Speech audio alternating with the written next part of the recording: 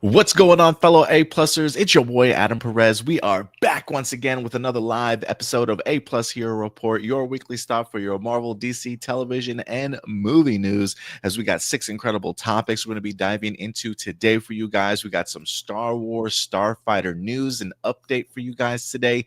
Jackie Chan is visiting the set of Spider-Man Brand New Day. For what reason? We're going to dive into that. We got the director of X-Men talking about his influences from Thunderbolts into the X-Men movie, and even K-pop demon hunters on today's show, guys. So we got a lot to talk about. Sit back, relax, and enjoy the show. We'll see you guys on the other side.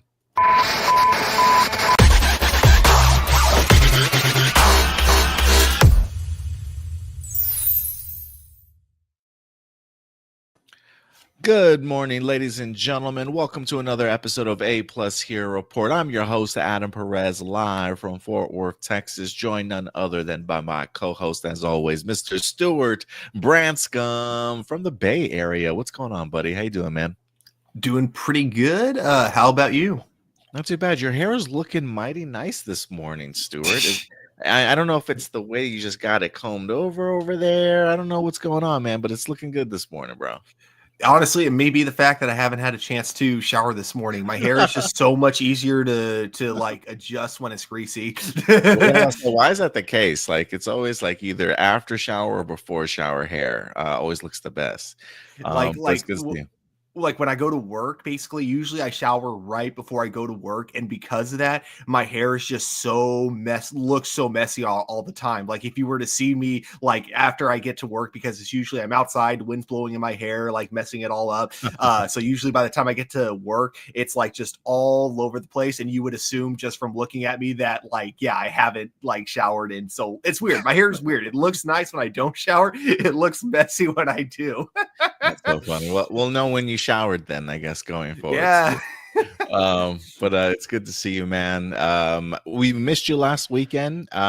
We had my best friend Jonathan Sanjuro stepped in to co-host the show. I don't know if you got the opportunity to check it out last week, but I thought he did really great for his first. Well, I guess this is like his second time technically on camera. First time having to go through like 3+ hours of live stuff. So for somebody's first time, I didn't think he did too bad whatsoever. So hopefully we'll have him back in the future. But shout out to Jonathan. Appreciate him coming through last week. But we definitely miss you, Stuart. How are things going over there?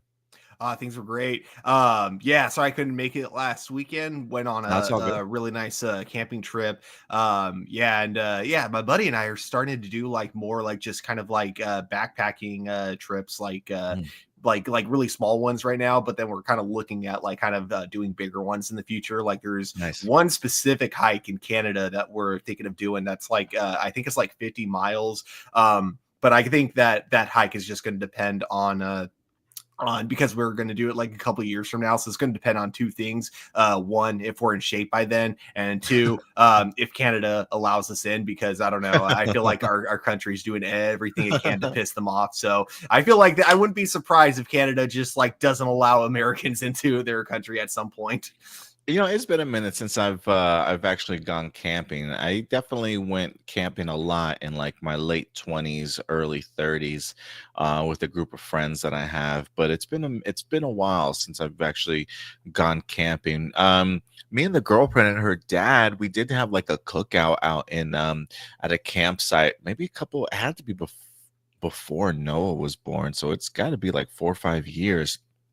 So it's been a minute, but now that he's getting a little bit older, I mean, maybe, we haven't had a camping trip in a minute. So, maybe we'll plan something. I mean, it is the end of August now, going into September. So like, hopefully the weather's going to start changing here soon and make for some good camping weather. You know what I mean? Mm-hmm. Yeah, gotta make sure for his first experience camping, gotta bring those marshmallows, Hershey bars, and graham crackers so you can do some s'mores. Yeah, we made some small. Well, he probably don't. I don't even know if he remembers this. Maybe like 2 Christmases ago, we there was this Christmas event that they had out out here out in Frisco, where it was like this. I don't know what it used to be, but they decorated it all up for Christmas, and you can like walk around to see a bunch of lights and stuff and Christmas trees, and they had a couple of areas for like making s'mores and stuff. And that was actually pretty fun. But yeah, he was probably too young to remember that. So we'll see. This will be. I think this will probably be like the second Christmas he's had, where I think it's really starting to grow on him in the sense of like, oh, this is what Christmas is about, or being able to enjoy actually opening the presents and having some sense of surprise as to what he's gotten. You know what I mean? So I feel like now that he's recognizing things more often, I feel like every holiday becomes a little bit more special. Yeah, that's cool.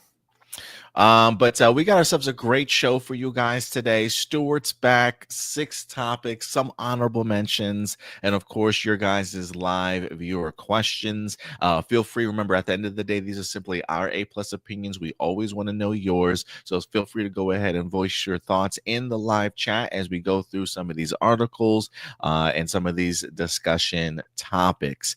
Let's go ahead and see what we got here. Who's joining us live today?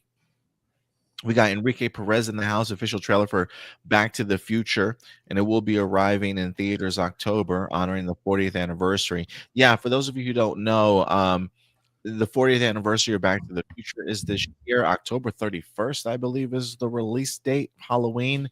Maybe I'm wrong. I'll have to look at it again. But they are re-releasing it in theaters, and they're doing it like on several different formats. I wind up seeing several different posters for it. It's going to be re-released in like Dolby. I think even like 4DX, if I'm not mistaken. I think it's going to even be on IMAX screens. I don't know how that's going to work, but yeah, they're converting this Back to the Future to work on a lot of different movie screens. So I don't know. I feel like TMNT and Back to the Future in theaters this year. I don't really go back to see classic movies in theaters, but I don't think I've seen. I'm trying. I think I saw the original TMNT on the big screen, but I haven't seen it since. So I may those may be 2 projects I try and see if I can hunt down to try and go and revisit again. Yeah, I've seen Back to the Future in theaters because they did something similar, I think 5 years ago for a 30th anniversary. But yeah, it was re-released in theaters. Some dude actually brought his actual DeLorean to the theater to watch Oh, it. no way. Yeah, I thought that was really cool. That's pretty cool. Who else would he got in here in these comments? Yesterday's Destination D23 Walt Disney Showcase presentation, they showed the opening scene of Toy Story 5. That's cool. I don't know if they released it anywhere to anybody. Also, it was announced that Buzz Lightyear is returning to the Macy's Thanksgiving Day Parade. I didn't know he ever left. I thought he was like a staple now. First look at new characters from Toy Story 5, including Smartly Pants, Lily Pad, and new looks at multiple Buzz Lightyears. Okay. I feel like D23 was so low key this year. I didn't even realize that they ended up doing anything after all, which is a little bit of a bummer. I don't know if they even showed anything or if they released new looks at anything. I didn't get to see anything. Did you, Stuart? No, I haven't. Yeah, I really didn't hear too much news, honestly. Yeah, nothing's popping up in my feed. Kiki and Luca saying, "What's up, everybody? Good to see you, Kiki and Luca." Ram Jam in the house, coming through as always. We got Blossom here as well. Thank you guys so much for joining us. We got Marcelino in the house. Saka Anime in Sacramento, and I had a great time. I got to meet dozens of fans and even meet 2 celebrities. Cool. I got the chance to meet Kari Payton, if I'm pronouncing that right, who voiced Cyborg and Ezekiel from Walking Dead, and Kellen Goff, who voiced Diva Valo from JoJo. Okay, that's cool. We got Darth in the house. What's up, Darth? Good to see you as always. Ram Jam says, "Let's get the classic RoboCop movie back in theaters." Yes, I'd buy that for $1. I love it. There was something that I saw. Let me see if I can find this real quick here. I did see this morning on Twitter, aka also known as X, that there was a poster that was hanging up at D23. And so usually if they have like a poster that's hanging up at D23, those are usually like I would assume official posters by like the studio, had to like okay these things. But I saw this. Let me see if I can go ahead and pull this up. This may be part of honorable mentions, but since Enrique was just talking about D23, here, let me I saw this poster. I don't know if you guys can see this. Avengers Doomsday poster. I wish I could blow this up even more for you guys, but it's got Loki at the forefront of this massive MCU group here. It looks like he's holding on to the string of stories of or whatever he's a god of now. And behind him is just got an entourage of X-Men, Fantastic Four, and Avenger characters. We got this cool Pedro Pascal as Reed Richards here, literally folding his arms, but yet his arms keep stretching and they rest on his hips like a superhero pose. Bro, I love it. I love it. Thor's right behind him. I see US Agent. I see Bucky. I see Cap. Gambit is right behind him. Magneto's right there. The Thing. I see the Beast. I mean, you name it, they're here. Yelena's in here. Sue Storm's all the way in the back. I think that's Captain Marvel all the way at the top. Maybe I'm tripping. I don't know. I can't tell. And then opposite them is just one man, and that's Doomsday. That's Doom, Dr. Doom. And I'm trying to look at his costume a little bit. I don't know if this is like his legit costume or if they just put this together for this promo marketing like banner that they released. But it's literally just I don't think he's got his mask on either. But it looks like it's RGD excuse me, Robert Downey Jr. with looks like it's just a green cloak on and his armor, but I don't see the mask. And then he's got that smoke creature from the I can't remember his name from the Loki series and Deadpool and Wolverine. But what do you think of that poster, Stu? Like how like official do you think this has got to be? That I'm not sure. As for the look of the poster itself, I think it's pretty cool, but it's hard to say for sure because I can't really I can't make out anything apart from like Thor, Miss Fantastic, Doom, Loki, and a couple like stragglers there in the center, but there's just I don't know, just like it's hard for me to fully get the big picture. But on this screen, it's a little bit. If you guys want to find it on Twitter, it's the Twitter handle at 70_6IX. He posted this like 12:16 this morning. It says Avengers Doomsday poster D23. Again, that's at 70_6IX. You can find that on Twitter if you want to see a much bigger image than what I'm certainly looking at. But probably the best material that's come out of D23 this year that's really got me hyped. I just didn't come across anything else that was really like I was hoping maybe some trailers would drop or some new posters and things like that, but it doesn't look like we have any. So if you guys see anything though, please let me know. While we do that, I'm just adding some more stuff to honorable mentions here real quick. You know what? With that out of the way, Stuart, let's dive into our honorable mentions as we kind of just tackle them a little bit. But let's go ahead.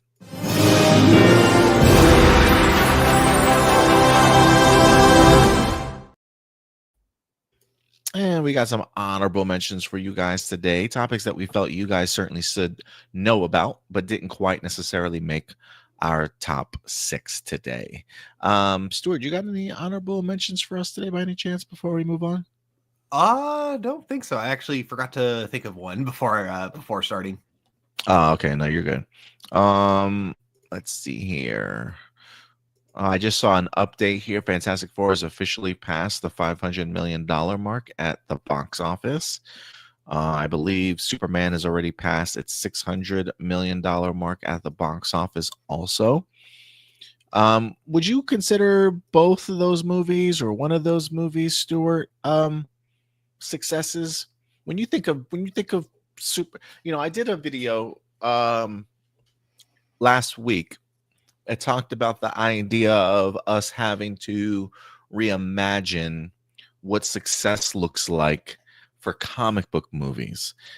Because a part of me felt like we were starting to kind of use a little bit of outdated standards for comic book movies in regards to our expectations of what they should be making. Um, what I did was I averaged out the last 22 comic book movies that we've had going back to the year 2022, and the average came out to be like 460 to 475 million dollars. That's what the average comic book making is making within the past like 3 to 4 years. Um, I don't know if that changes your perspective when you hear that Fantastic Four has made 500 million and Superman has made 600 million. But if you had to take a step back and if somebody were to ask you, were these movies successful movies for the studio? What would you say?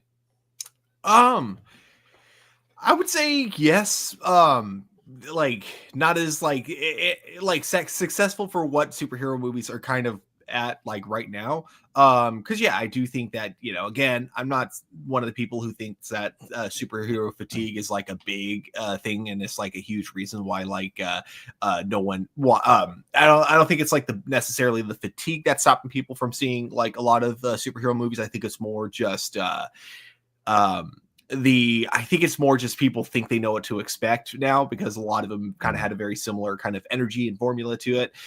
So I think that for that going into it and compared to like what Thunderbolts and Captain America had done before it, I think they were both very successful.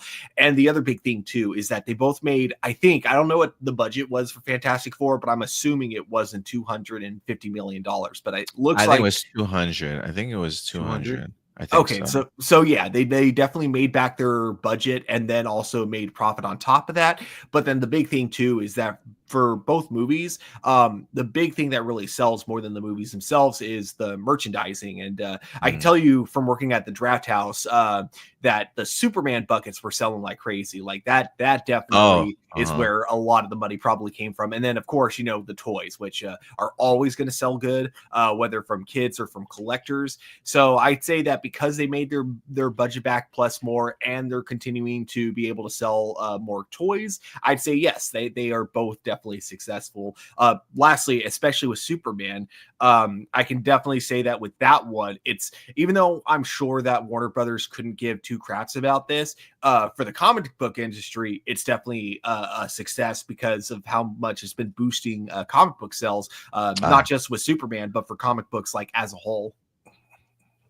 yeah, I didn't think about that. The impact that it's having comic book sales wise. I gotta think that they are really pleased with what the fact that it's really been impacting all areas for them. I think that's actually a really good point, Stu. But yeah, no, I look at both of them as as a success. I mean, based off of where we're at in regards to comic book movies and their successes right now, based off of everything that DC had going against it, with still leaving a bad taste in people's mouths from the DCEU, to be able to warrant people's trust to come out to the movies to even see a DC movie again. The fact that Superman has made $600 million, I think that's a really big win for the studio in regards to launching off its DC universe. And I know this might be, I don't know how people feel about this when I say this for Fantastic Four, but it made more than Thunderbolts. I mean, it made more than Brave New World, right? And I look at that as upward sort of trajectory and something that I think Marvel Studios should be really happy about. I mean, we've had what, three other Fantastic Four movies. This is the fourth Fantastic Four movie. It's the first for the MCU sort of thing too. So um, it kind of, even though we're familiar with the team, maybe there's some exhaustion over the fact that we've seen these movies before.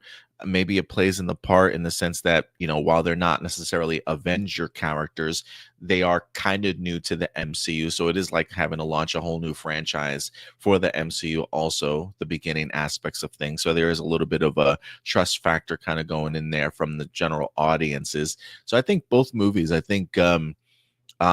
while I think our expectations were for some of these movies to maybe make more money than what they did, I think they made enough money for the studio to find them as successful and an upward trajectory in the direction I think both studios really want to go for their next outing. So I think both movies that come after this are really going to benefit from their films, like Spider-Man along with Supergirl too.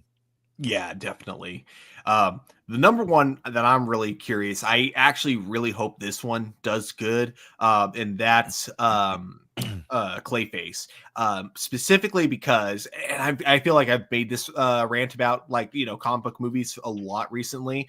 I just really want to see comic book movies like being made for less money, because I think like it feels like because you give so much money to every movie, movie feels obligated to have a really expensive climax, and just kind of like all this that like sometimes is cool, other times I feel like when you're telling a more grounded or a more character driven story, sometimes it kind of takes me out of it. So I would like to see if Clayface does really good on its low budget. I'd love to see like both Marvel and DC trying to do that with some superheroes that like don't necessarily need like that huge budget, but could still work really well like on the big screen. So that's something I look forward to seeing next year. So yeah, I'm very curious to see how both Superman or Supergirl and Clayface do next year. Yeah, I'm eager to see. Clayface, like you said, with that low budget. I mean, that movie could make $200 million and it'll be a success financially, at least. I don't know if we should hold it to the same standards of like it needs to make $500 million or $600 million, especially on such a low budget. But we'll see it. We'll see how good the movie itself actually is. And then, yeah, I think Supergirl is just going to benefit from the excitement from Superman, and it may even be an overall better movie or script, I should say, than what Superman was. So, whether or not Supergirl's breaking $600 million, that I don't know, but I definitely expect it to benefit from Superman. Mm-hmm. Darth said, did Gun Superman break even? Yes, I'm under the impression Yes. that it did. Yes. The studio said, hey, if we can make $500 million, we'll be happy with that. From a budget standpoint, the movie cost $225 million to make. I usually will double that in regards to what they need for revenue. So that's about $450 million. I usually will add about an extra 100 million. In this case, I'll probably even add 125 million just because the marketing seemed really crazy. So we're talking about 500 to $575 million to break even. So Superman definitely did that. So it's definitely turning a profit. It may not be the 750 or as much as I thought this was going to be $1 billion movie. Yeah. But so I definitely didn't come close to that. I don't necessarily think that the movie needed $1 billion to certainly be considered successful. But again, after averaging out how much comic book movies are actually making these days, I think the fact of it making $600 million has got to be a win, considering the fact that a lot of comic book movies these days just don't even break 500 million. To be quite frank with you. So, but yeah. And he said, "You have a beautiful house." No, no, this is not mine. I wish this was my house. I wish this was my house. I wish this was my house. I've always wanted a piano. That said, though, I will say that I think that Fantastic Four and Superman both would have made at least $100 million more if they weren't released the same month as Jurassic World. I think that was like the big thing that hindered both their box office numbers. Like, why would you release these three movies in the same month? Yeah, it was a crazy stacked month, to the point to where it's like by the time we get to Fantastic Four, people are like, bro, I don't got no more money left, man. Like I've been seeing all these summer movies. And just so people know, Jurassic World Rebirth went on to make $847 million at the box office. So yeah, if anything, I probably would have released Fantastic Four in August or September or something like that. I don't know if I would have put them so close together, but I don't know if they cannibalized each other a little bit, but it is what it is. Yeah. Let's see here. Honorable mention. Speaking of Clayface, you brought it up, Stuart. Clayface is back in the news this week. Why, you ask? Because production That's begins right. this week. That's right. Production begins this week. We've got some set photos already of set designers getting everything ready. Got the Gotham stamps on it. You got Gotham News broadcasting channel out here. They're utilizing some actual on location sets. I can't remember. I think they're in Liverpool, if I'm not mistaken. Government to investigate Jimmy Red McCoy. Got some Gotham newspapers going in here. Scene Red. Oops, wrong one. And I think this is Tom Reese Harris, who's playing Clayface. This is our first look of him on set. But yeah, Clayface is in production this week, beginning filming, believe it or not.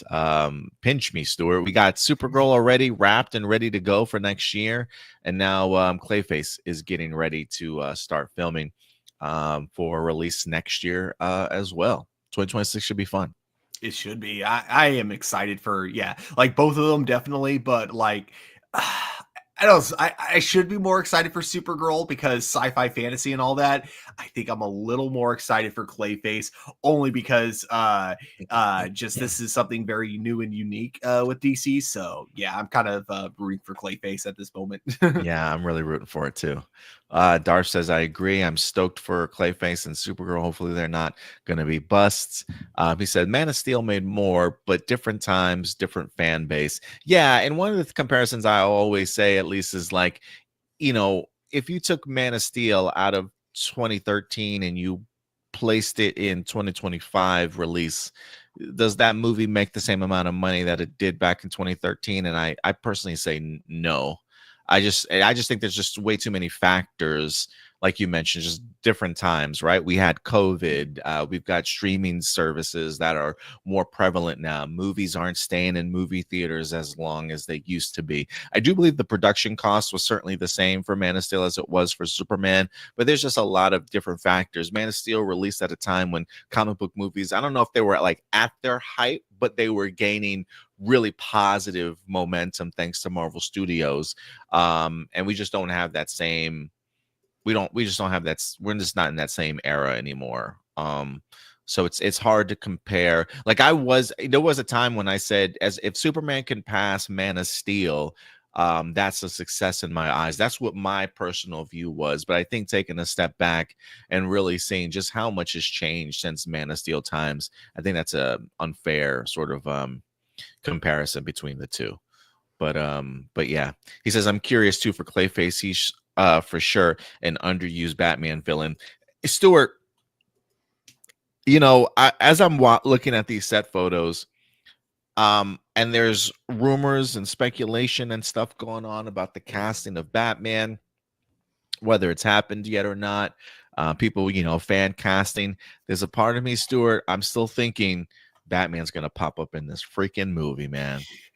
I just have this feeling, bro. I have this feeling he's gonna pop up like in the shadows, out of the corner of Clayface eyes. Like, did I just see him? Was he there? No. All right. I don't think, maybe he's not there, and then he'll bust through or something like that and stop Clayface at the end of this movie. I've got no idea, but I would love to see something like that happen. Yeah, I have. I want to say I'm like 80% sure Batman's going to be in this movie. I also have a theory we may see Batman before this. Okay. But I don't know if it'll be the same actor. I have a theory that one of the universes we might, or it might even be in the universe that we see in Peacemaker season 2, because in it we see him visit an alternate universe. You've seen the first 2 episodes, right? I haven't seen the second one yet. No. Oh, okay. But yeah, we see him go into one alternate universe.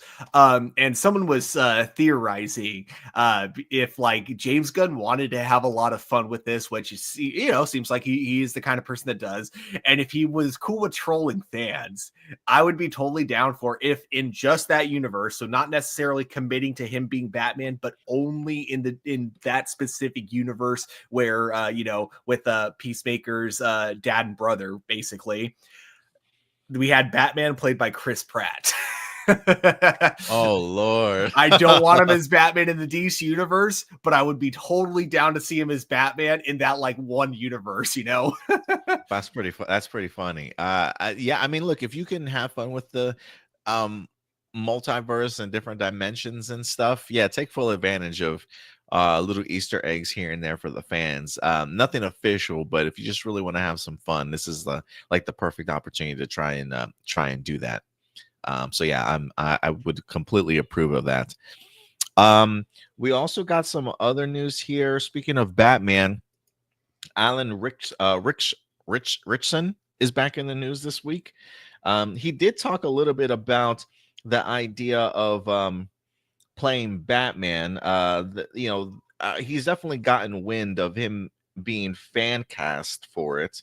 But this week he had an interview. I think he was talking about an upcoming movie or project that he was working on, but he pretty much confirmed he is not going to be playing Batman.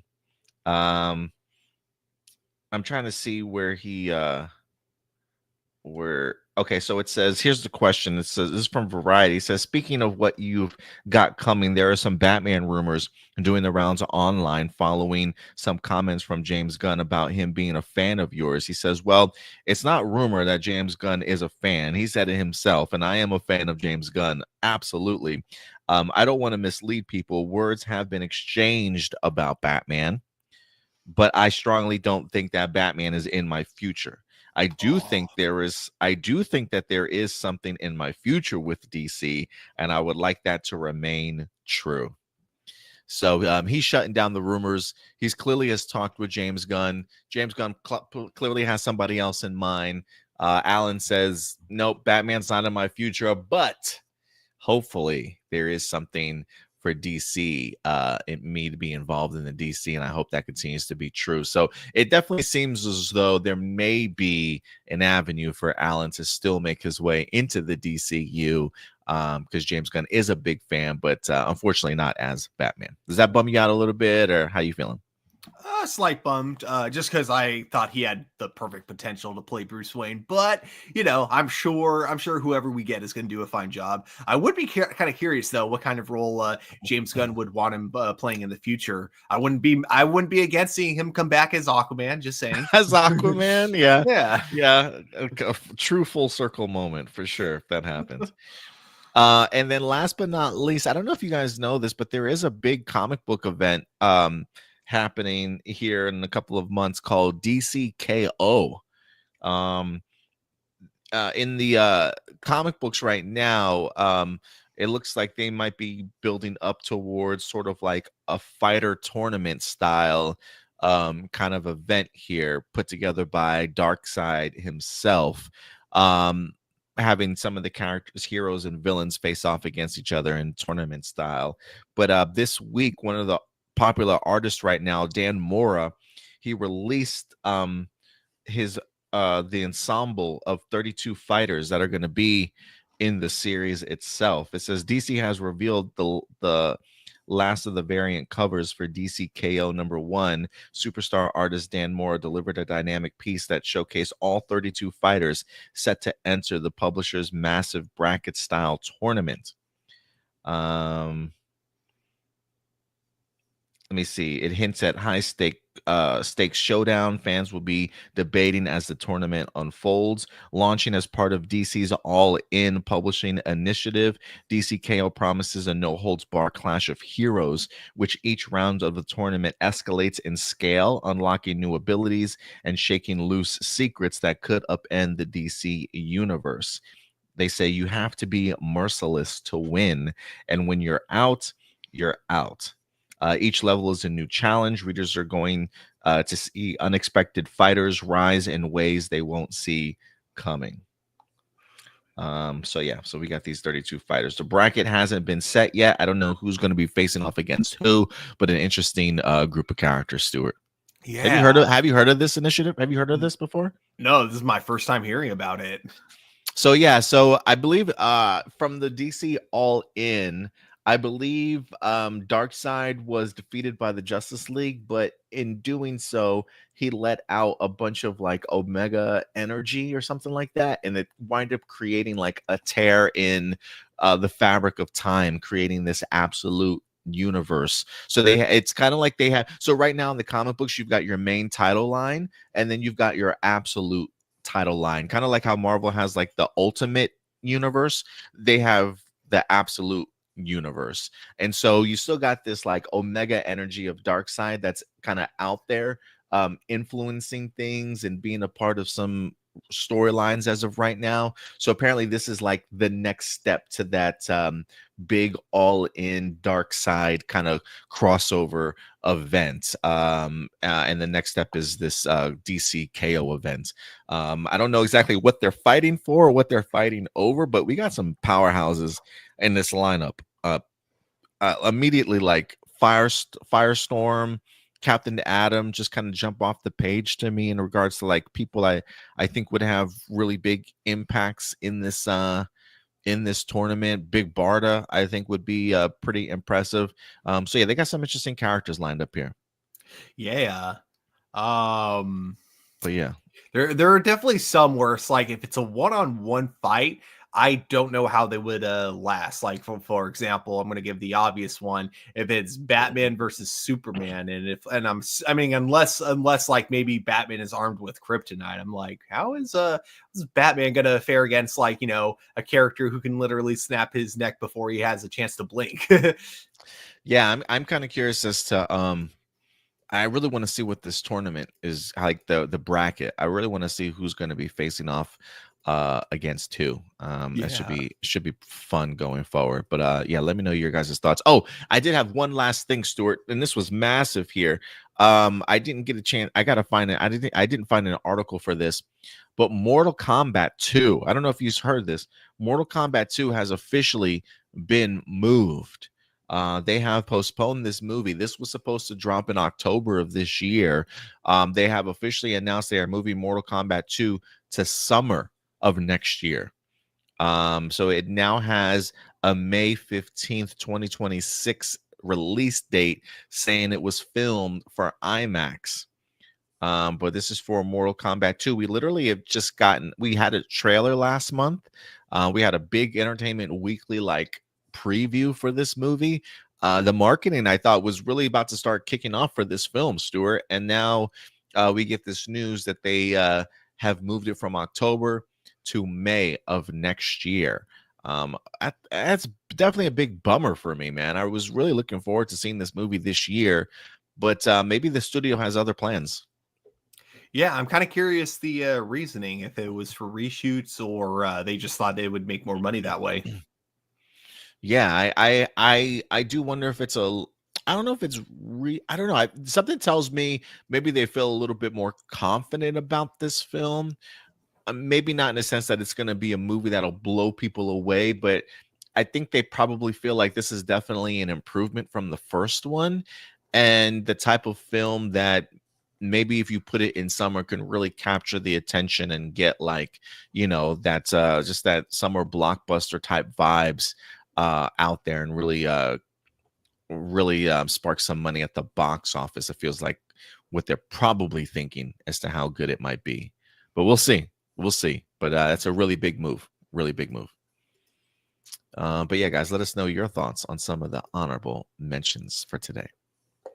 Marcelino says Collider has confirmed Incredibles 3 will be released in 2028. Very, very nice. I didn't know they were going to do an Incredibles 3 movie. But yeah. Let's see here. What else are you guys saying in the chat? Why did they choose that picture of Batman holding a gun? Oh, yeah, I don't know what outlet decided to go with this one. But yeah, they decided to go with Batman holding a gun.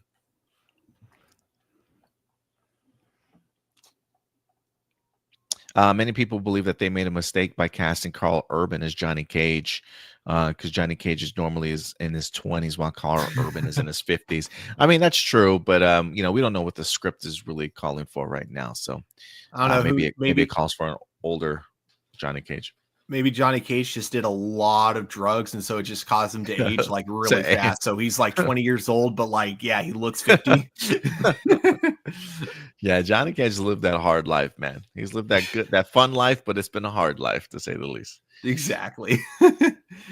All right, y'all. Actually, let me put up the can I put up the comments? I want to show the comments on the screen. Okay. All right, guys. With that out of the way, Stuart, let's get into some main topics today. You ready to tackle these with me? Always. Let's get into it, man.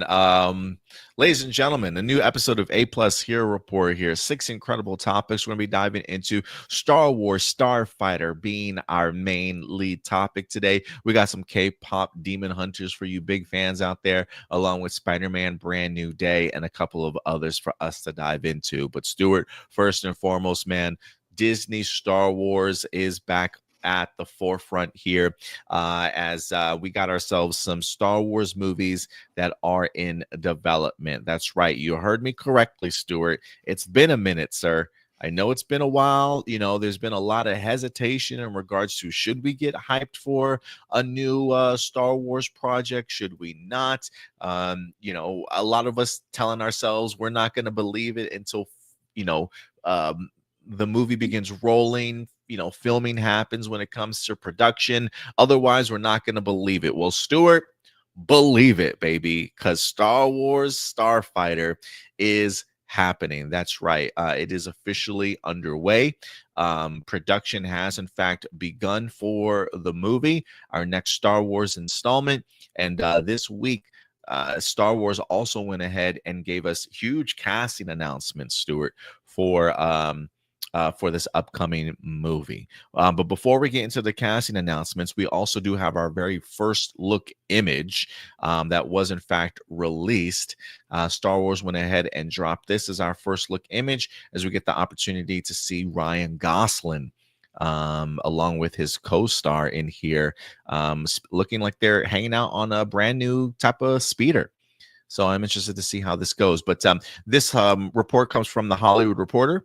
Star Wars Starfighter adds some cast members as production begins. The latest Star Wars movie, Star Wars Starfighter, began rolling cameras in the United Kingdom on Thursday, with Lucasfilm marking the occasion by unveiling the full cast. We also have some brand new additions to the family. We've got Aaron Pierre, fresh off of Rebel Ridge, the Netflix movie, fresh off of the set of the Lanterns television series. Aaron Pierre has joined, along with Academy Award winner Amy Adams as well, as new additions to the call sheet for the Lucas film feature. The film is set to go ahead and be directed by Sean Levy, and it also has stars like Ryan Gosling, Matt Smith, along with Mia Goth, who've already been revealed to be in the cast. You got Levy out here, Sean Levy, the director, saying, "I feel a profound sense of excitement and honor as we begin production on Star Wars Starfighter.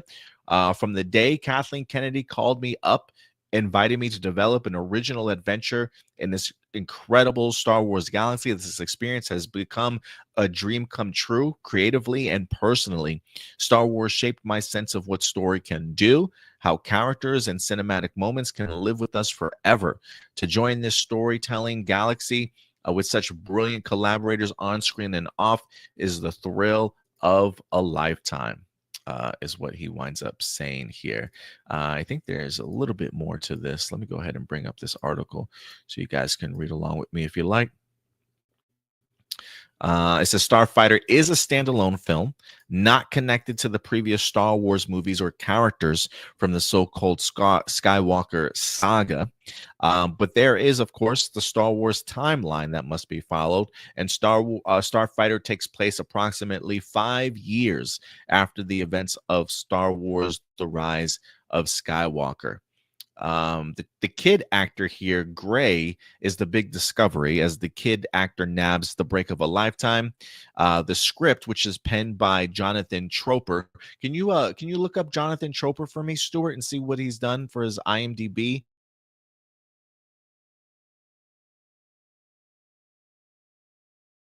Under wraps, but it is said to see Gosling's character protect a young charge with evil. Oh, keep a young charge from evildoers in a galaxy-spanning adventure.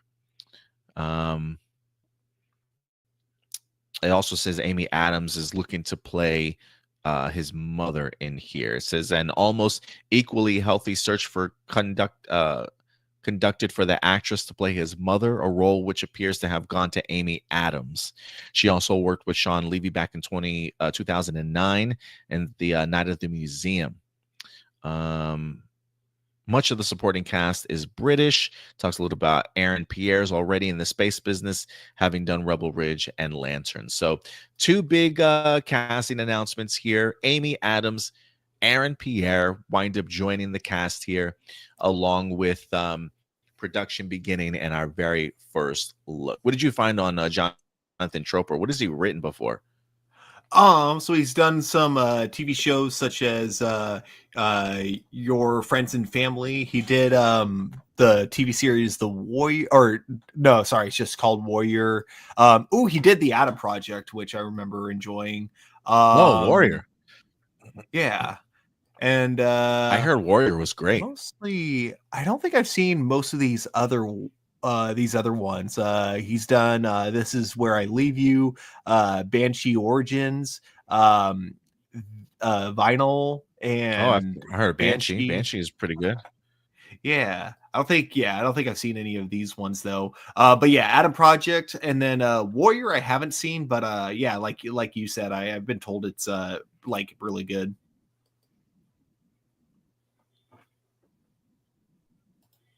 Yeah, I've seen some of the first season of it of Warrior. That was pretty enjoyable. I never finished. I can't remember how many seasons it went on for. Maybe like 3 or 4. I could be tripping though. But I've always heard great things about it. I enjoyed it for the small period of time that I certainly watched it, but I always heard really good things about both Warriors and Banshee. And you said, and he also wrote the Adam Project. So him and Sean Levy definitely have some history together, to say the least. So I'm excited for this. Stuart, what are your thoughts, man? You hear Amy Adams has joined the cast, Aaron Pierre has joined the cast. The cast is really coming together for the most part, but we got Star Wars in production now. I mean, we do have a Star Wars movie coming next year in Mandalorian and Grogu. But that's, a television series turned into movie. This feels very much like an original Star Wars concept here. Finally, a brand new Star Wars movie is on the way. How are you feeling about this news? I'm excited. I think one of the big things that gets me hyped about it was them saying that it's standalone. So even if it ends up not being great, at least it's something that we can just kind of like move past afterwards. Or if it ends up being like something great, then I could see them using, maybe not making a sequel to this, but using some of the characters like later on down the line, assuming that they still go forward with their Rey trilogy or their Rey movie that they're doing. Because it does sound like they want to continue the storyline after the Skywalker saga. So, I do like this, that this is kind of a cool, like little appetizer, kind of I think it's like Disney's way of really just dipping their toes in the water, trying to figure out if this is something that fans would like to see kind of explored in terms of the timeline. but they definitely got a really stacked really stellar cast with Amy Adams, and then of course Ryan Gosling, Matt Smith, and then bringing on Aaron Pierre like after he's done Lanterns. I think was a smart move because assuming that show ends up being success, which I think Disney is kind of assuming that it is, then we got this guy who's going to be kind of a big up and coming star. They got him in this next movie as well, so that's definitely going to help put some more butts in seats. I think that there's definitely a lot of potential. I think with who they have behind it, again, having seen the Adam Project, I think at the very least this is the type of movie I could see being a lot of fun, but also having that really good heart that kind of like that holds it all together. Overall, just I think this has a lot of potential.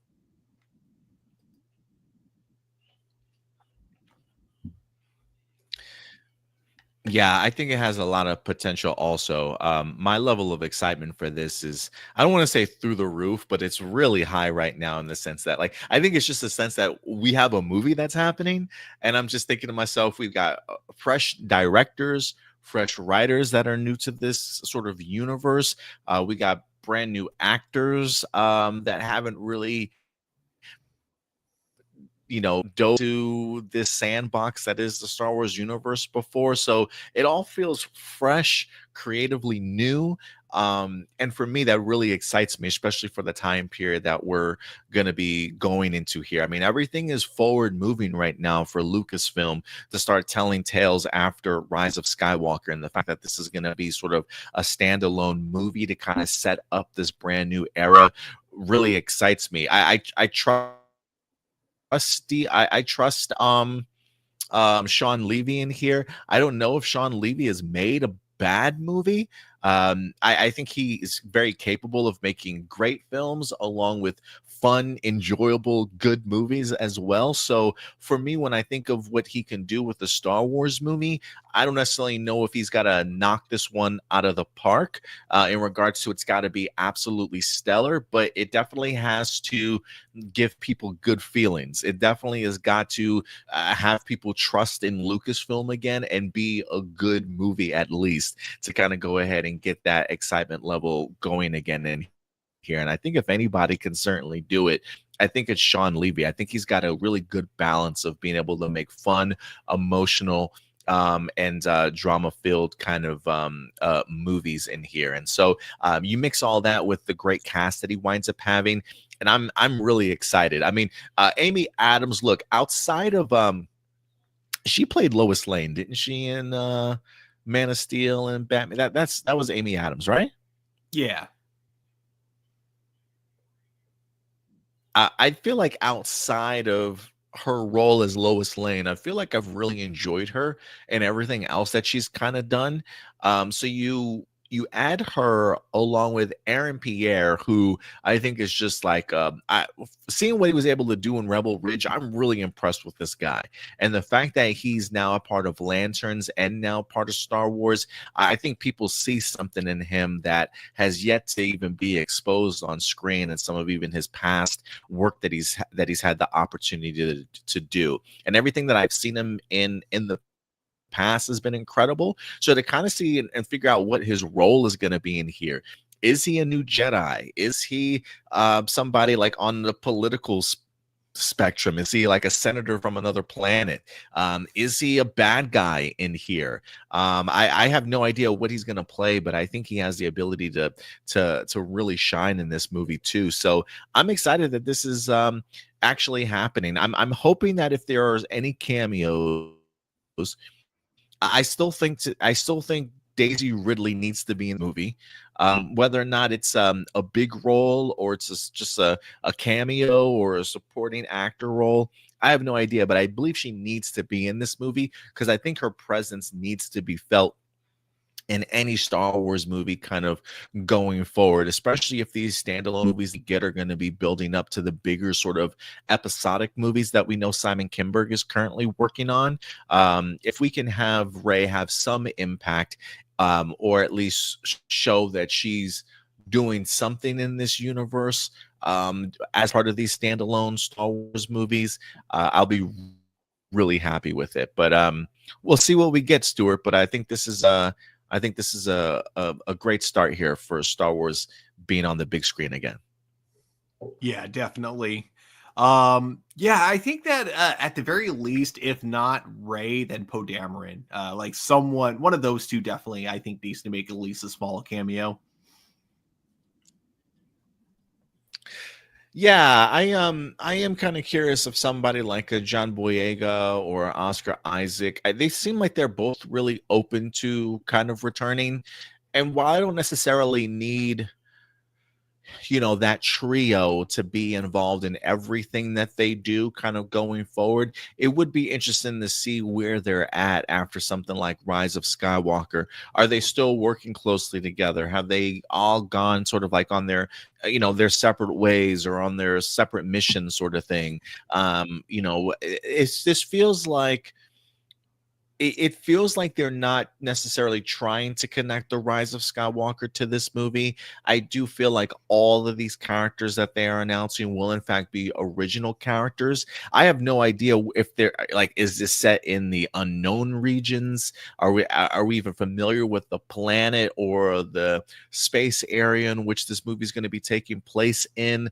It'll just be interesting to see like if there's any crossover in things that we've known before, or if this is going to be truly just like all original and absolutely no connections whatsoever. Do you think there's some hints that some characters will pop up in here, or do you think they're going to go completely original and just a fresh story with no connections?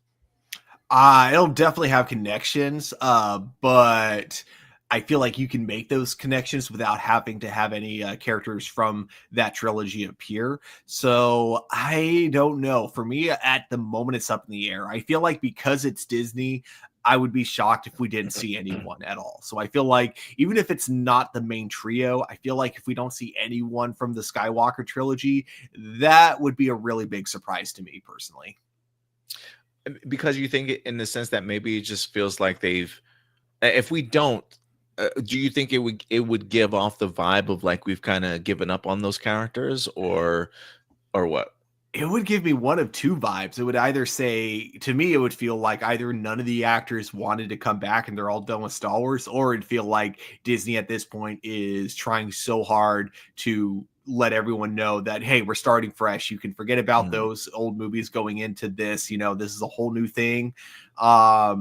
But yeah, because it is Disney, because Disney does try to put in as much fan service in all their projects as possible, I would be surprised if we don't see at least one or two of them from the original trilogy. But even if we don't, I don't think they're going to just ignore the trilogy at all. I think there's still going to be some connective tissue. Like Ryan Gosling, for example, I'm sure he'll reference having been in that final battle with Palpatine. Oh, I'm sure he was like one of the many starfighters that we see. So I think, yeah, it'll definitely have its connection. I think it's just how strong that connection is really going to depend mostly on how much Disney wants us to, or how much Disney wants to keep, the sequel trilogy alive, I guess. I mean, I'm ready for Disney just to stand on business in the sense of like, look, we've created these characters, we created an entire trilogy out of them. We gotta utilize them in some way, shape, or form. In the sense that yes, maybe the sequel trilogy didn't go necessarily as planned, but these characters are out there, and just try better next time, I guess. Like just really bring more attention to the characters. If they're gonna come back at any other particular point in time, just take a second chance with them and just write them a little bit better than what you did before. Because I don't think Disney can really go about ignoring them. And I say that because there is a generation now coming up of people that, their Star Wars is the sequel trilogy.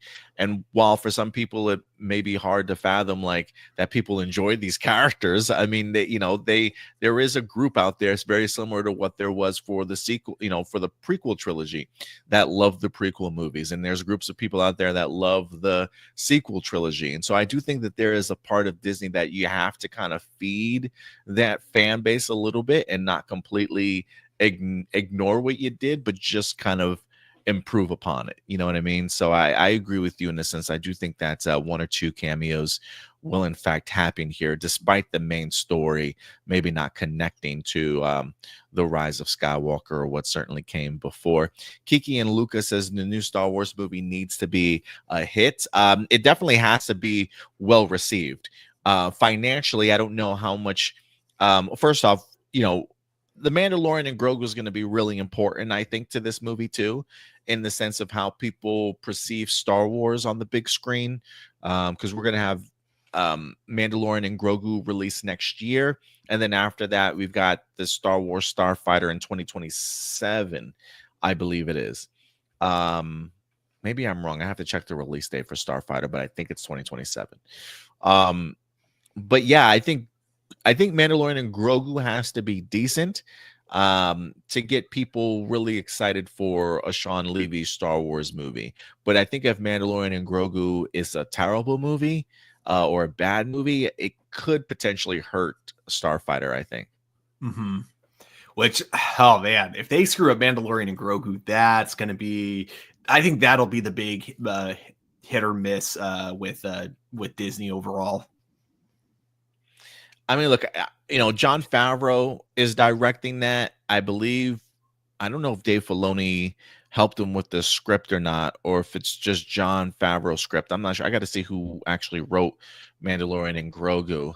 But I think just from a filmmaker perspective, I do think that Jon Favreau is more than capable of making a good movie. It's just going to be whether or not people are eager for a Mandalorian Star Wars movie or how people view it as a movie, right? Like it has a couple challenges to it. It has sort of that same challenge that Marvel Studios does with its Disney Plus series.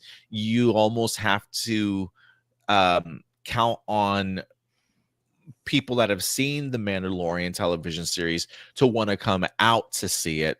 And then you also got to have a good enough marketing campaign to appeal to people that have never seen your Disney Plus series to want to come out and be like, oh, a new Star Wars movie starring who are these two people, and like properly introduce them to the world, not just from a marketing perspective but just from a script wise.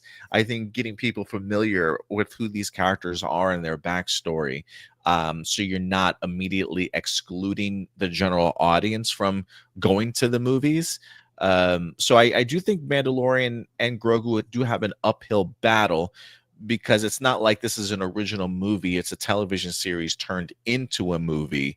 So you have a lot of appealing to do, whereas Star Wars Starfighter feels very much like okay, we're going in fresh. You don't have to have seen anything. You can really just kind of dive into this world. But again, if Mandalorian and Grogu is not good or not well received, at least, I do think that could be positive. I do think it could be like negative for momentum for Star Wars Starfighter, unfortunately. Yeah. Sorry, that was what I meant to say, is that it would definitely kill the momentum if that movie was a flop. But I also think it'll build up momentum.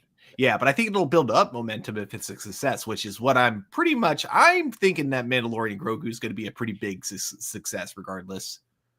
I hope so. But then again, that would also have me ask the question, what is our view on success for Star Wars movies these days, right? Like if Mandalorian and Grogu go out and they do Solo numbers, and I'm kind of curious as to how much Solo wind up making at the box office. I think it was like 400 something million dollars. And mind you, that's also a movie that happened in a completely different time period than where we're at right now. Also, like, man, like I wonder what success for Lucasfilm looks like if Mandalorian and Grogu come out and they make like Thunderbolt numbers. Like $350 million. 300 and how much did Solo make? Did you find it? Wow, I thought Solo at least did 500 million. No, it did 393.2 million worldwide. Yeah, and this is bad because the budget, I don't think any Star Wars movies have had this big of a budget before. It was 275 million. Yeah, that's because of reshoots and everything. So Solo was not a success at all. So yeah, if it does, so I don't think Mandalorian and Grogu will have had that much of a budget. I'm sure the budget will probably be somewhere between 160 to 200 million. But yeah, no, if it grosses that much, then that'll definitely be a flop. But I think that for me, as of now, I think if the movie at least makes $450 million, that would be enough for it to break even and profit.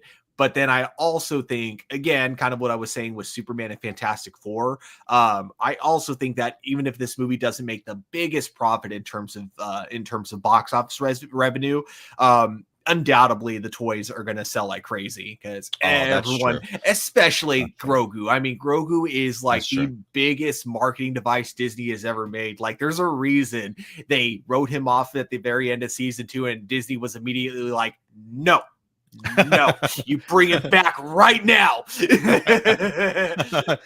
We can't survive 6 months without him. We need him immediately. No one will ever convince me that bringing Grogu back literally like before season 3 even began, no one will ever convince me that that wasn't a Disney decision. That was 110% for sure a Disney decision, and no one can convince me otherwise. So yeah, we'll see how Mandalorian and Grogu certainly does at the box office. We'll keep an eye on it. I'm going to be a little bit more lenient with it and say 400 million, just because of where we're at with things at the box office these days. But we'll see. But yeah, when it comes to Star Wars Starfighter, the cast alone has me really excited for this movie and what we're going to get. I think you've got incredible talent in front of the camera, behind the camera.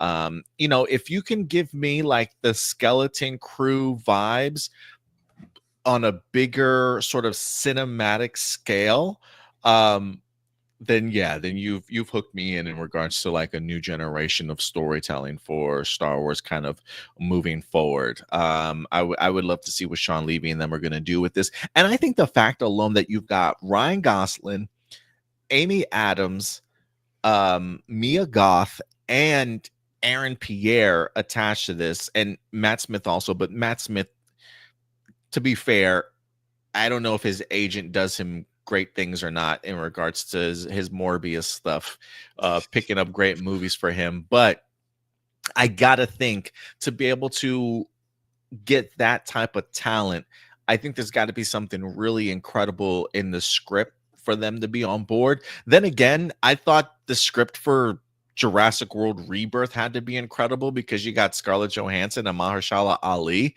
to come on board, and we saw how that unfortunately turned out. So, but I have faith that to be able to get that talent, they clearly saw something that really appealed to them. And so I'm hoping that their talent will shine through, and regardless of what the script is like, maybe help certainly elevate it a little bit more. But I'm excited for this young and incredible kind of talent that we have on board, and just experienced talent too, to hopefully make something great out of a Star Wars movie. But let us know your thoughts, guys. Star Wars Starfighter is now filming, believe it or not.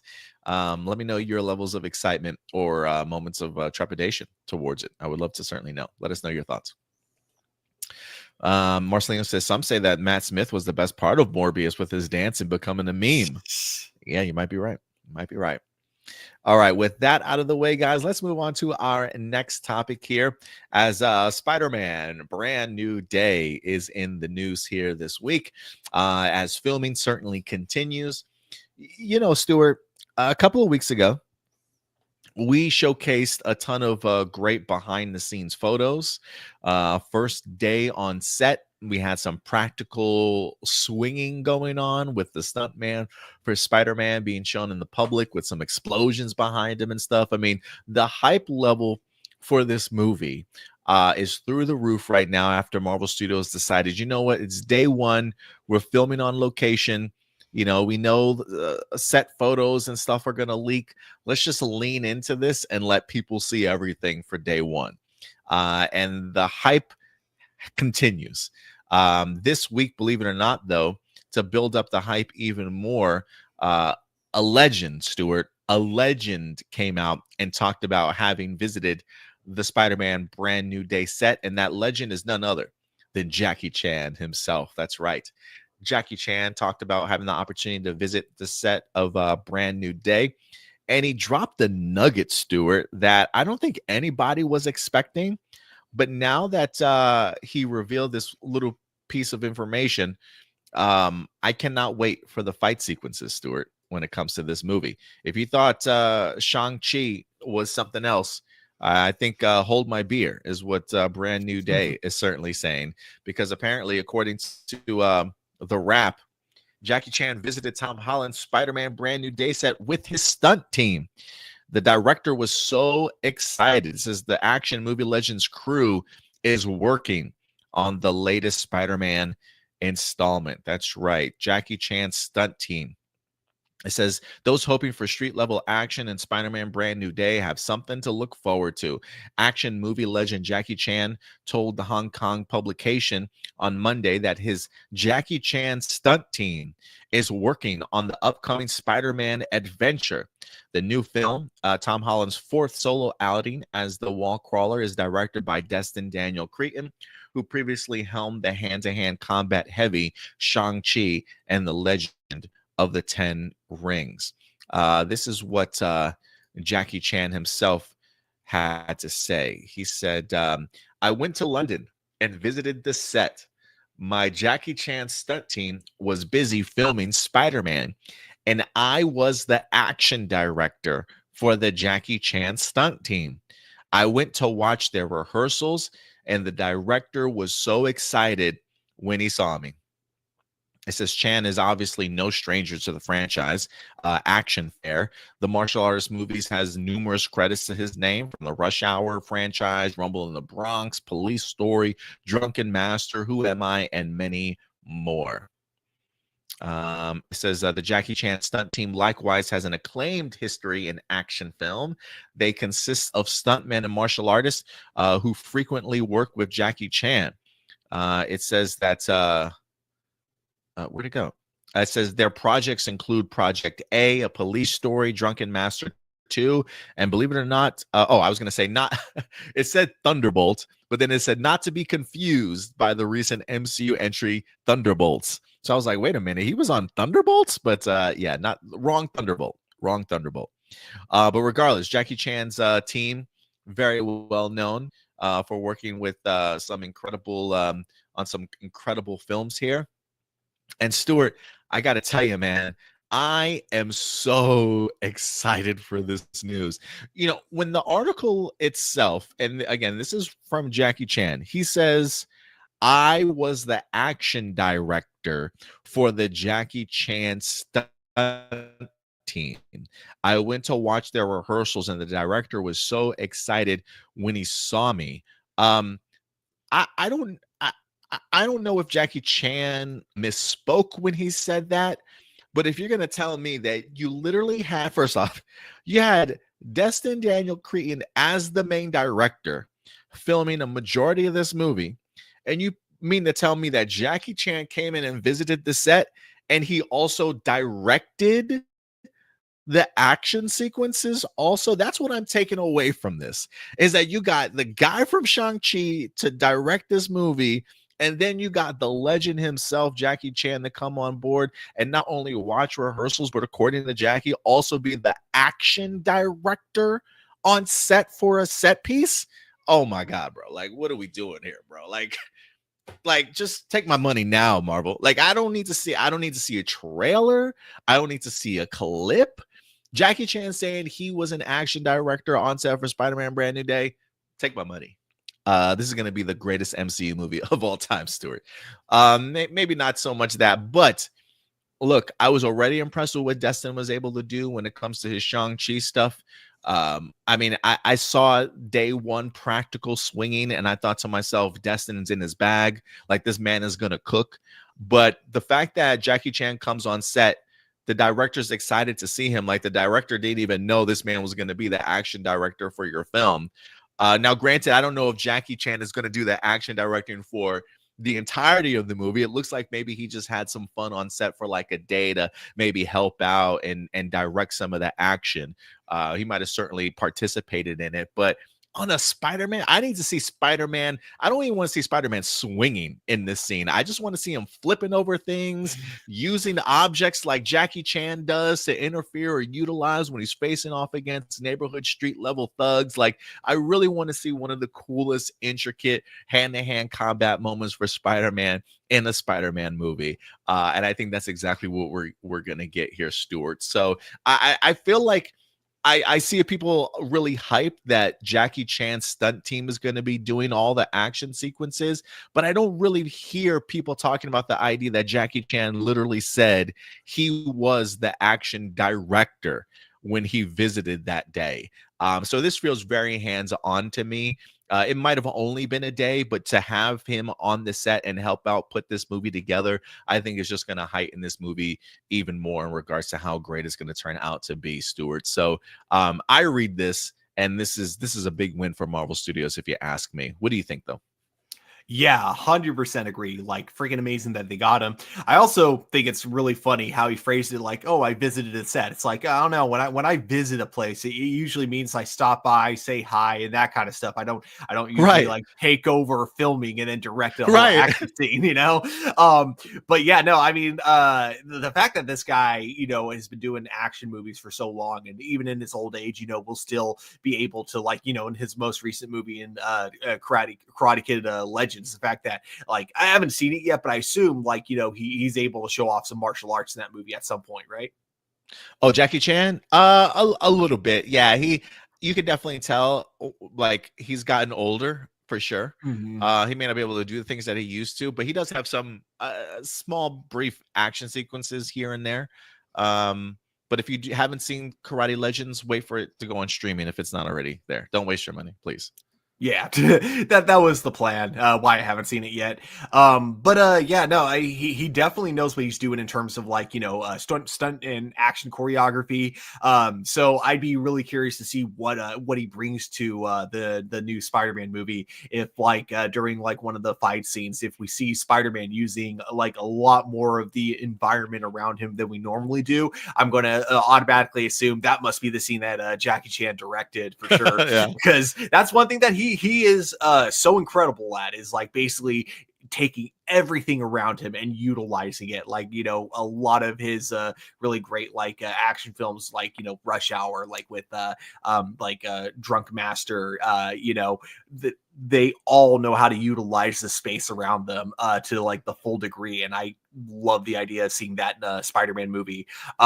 Plus, now he's doing that with a character that can walk on walls, and all that kind of stuff. So yeah, man, this hypes me up to see, like, what creativity this brings, or what creativity Jackie Chan brings to this movie. Yeah, just that's so freaking cool.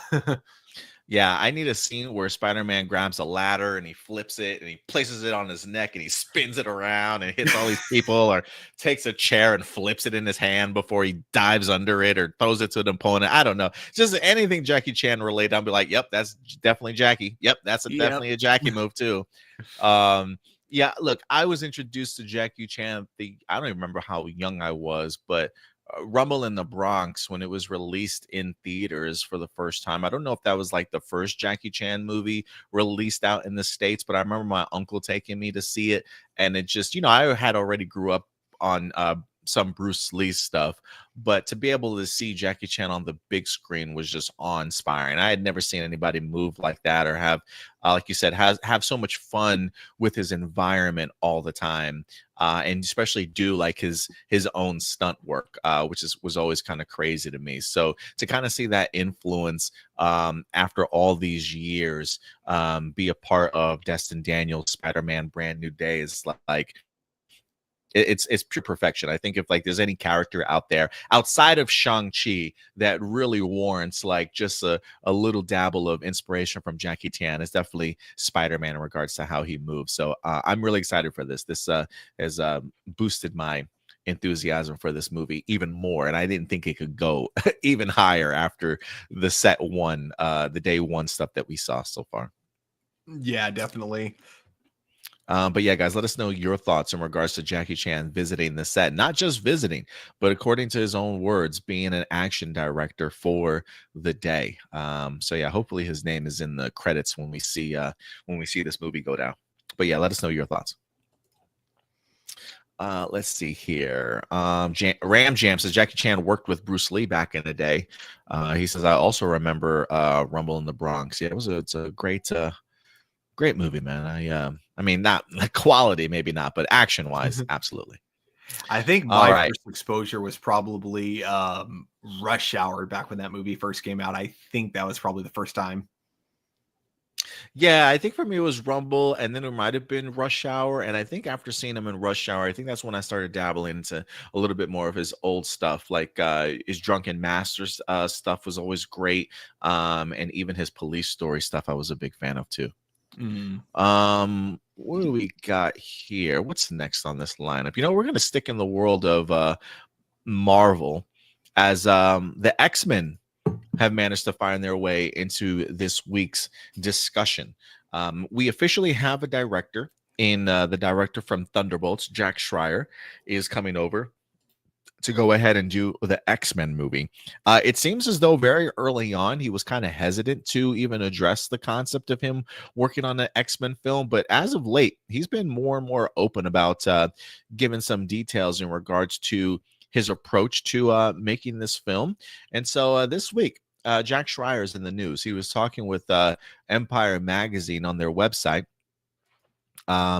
And it says what Jack Schreier is taking from Thunderbolts as he starts work on very exciting X-Men movie. So let's go ahead and pull this one up here and dive into Jack Schreier's brain and see what he's got working. It says, as he tells Empire, Schreier is starting to get the wheels spinning on his X adventure. He says, I can't say anything about it, but we've started work on X-Men, and that's obviously very, very exciting, he confirms. And then with Thunderbolts being a team-up story, there's much he's learned about making an ensemble Marvel movie. He says, there's so many things that I didn't know about before I started Thunderbolts. He says, pointing to the MCU experience he can now draw from. The biggest learning curve for me was the proportion of the action to the more emotional, character-driven stuff, and how even though it's more shooting days than I've ever had, they get eaten up quite quickly by the action stuff. By the time we got to the end of it, I felt like, oh, now I feel like we got now I feel like we get how to do this a little bit better. Those epic set pieces, though, sure to continue in Schreier's next outing, are a major highlight of making a Marvel movie. He says, look, who gets to do that? He says on Thunderbolts. We're in the middle of nowhere in Utah in a gorgeous location, owning the road and filming 100-degree heat, or finding yourself on the second tallest building in the world. These are very special experiences. Finger crossed the director can make something excellent with those mutants. So he pretty much talks about the idea, Stuart, here, that some of the things that he learned from Thunderbolts to moving on to X-Men, though, is really how to balance out the proportion of action with the more emotionally driven sort of scenes, concerning the fact that when it comes to filming the action stuff, those really tend to eat up a lot of your shooting days. So it seems like he's trying to find a nice little balance to kind of making all of that work. Man, what do you take away from what he said here? I mean, the biggest takeaway I get is that he's kind of, Thunderbolts was a very new experience for him, like to do a movie of that scale. So he didn't know what it was going to be like exactly. So, the takeaway is that, he's now kind of gotten more, now he knows what to expect going into X-Men. So it seems that now he knows how to kind of better organize the shooting schedule to make sure that, they get the action done and, it doesn't take up, the important part, or which is, the actual story itself. but yeah, given that like Thunderbolts was his first, and he's saying that that was definitely it was took him some adjustment, you know, with that. I'd say he did a really good job for his first time working on a movie of that caliber. So if that's just him like kind of warming up or kind of getting the hang of it, I can't wait to see what he does now with you know, the X-Men, especially now that he's got the experience. Not only that, but we also know from critical reception, one thing that people really loved about Thunderbolts was kind of like the broken characters coming together, that dynamic. And I think that's the main selling point of X-Men when it came to the comic books, was that you had these characters that weren't perfect, these characters living in a world that, like, you know, they struggled with because people would judge them, you know, simply for being who they are, for being mutants and that kind of stuff.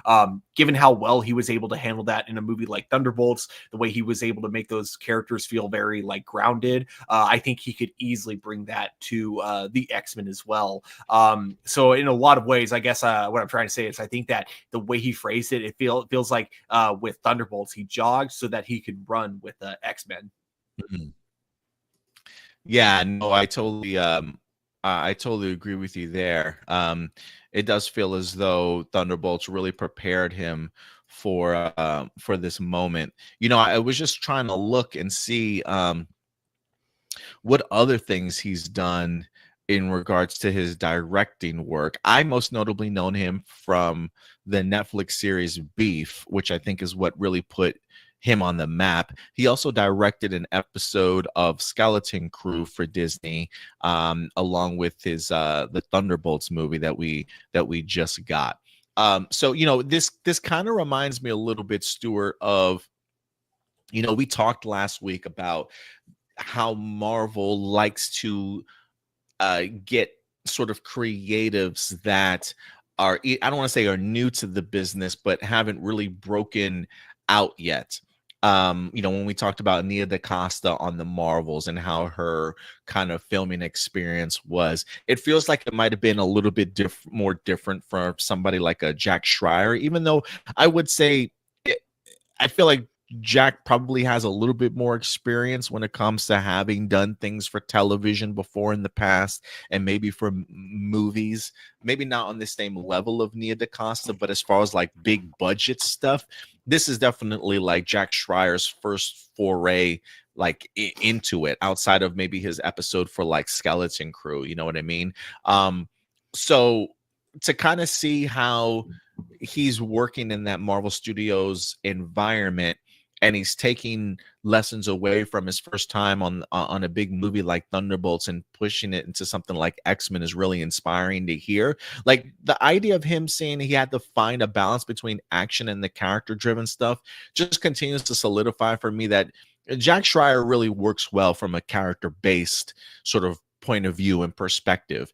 You know, I was able to see that really well in the series Beef, which works, which also deals with like broken characters too.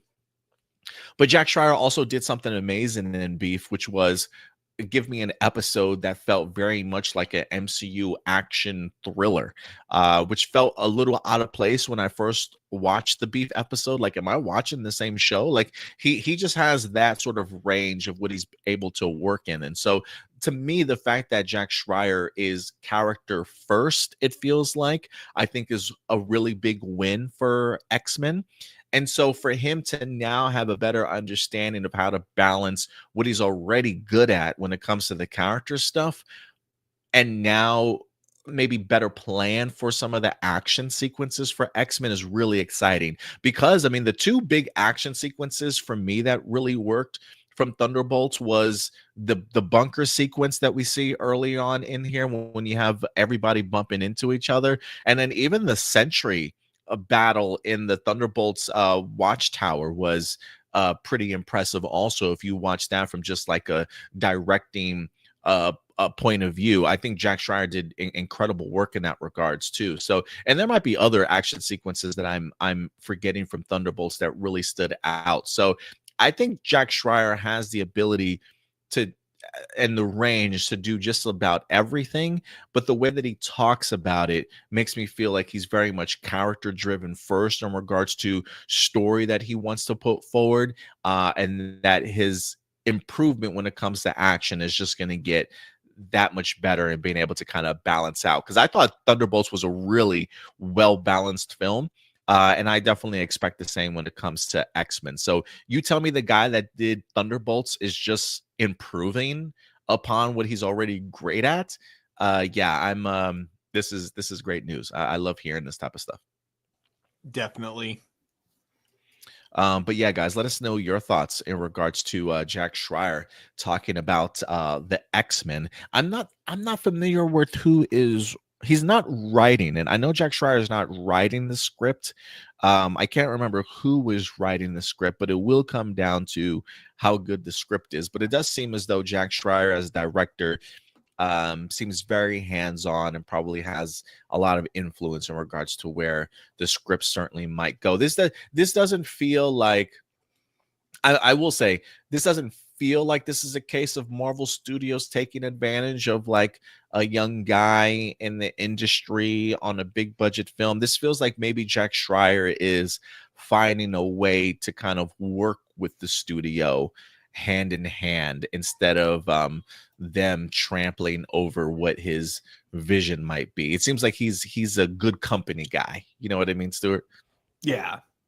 Yeah, it's like it's kind of like what I don't remember if it was James Gunn that said this, but what some directors how some directors feel when like working with Marvel, whereas like some of them will see what like the studio needs out of them and they'll see that as an obstacle, whereas like some directors, I'm not sure if he was one of the directors who saw this all as opportunity, but James Gunn, I think it's kind of the best examples, like when it came to the first Guardians of the Galaxy movie, all the studio mandates he saw as like an opportunity. Like instead of going, oh, I have to fit Thanos in here, I have to include something about Infinity Stones in here, it was, oh cool, I get to use Thanos and I get to use the Infinity Stones. This is going to be great. So I'm curious to see like in terms of like his relationship with Marvel, how does he fare with the studio mandates when it comes to his movies? Like when the studio was like, you have to include Sentry and Thunderbolts, was that like a, oh awesome, I get to use Sentry kind of moment for him? Yeah, I'll be interested to kind of see like as he does more movies, more interviews from him, and like after these movies are released. I would like to find out how influential the studio was to some of the creative decisions for the movies and how he balanced that or rolled with the punches, or if he gave any kind of pushback.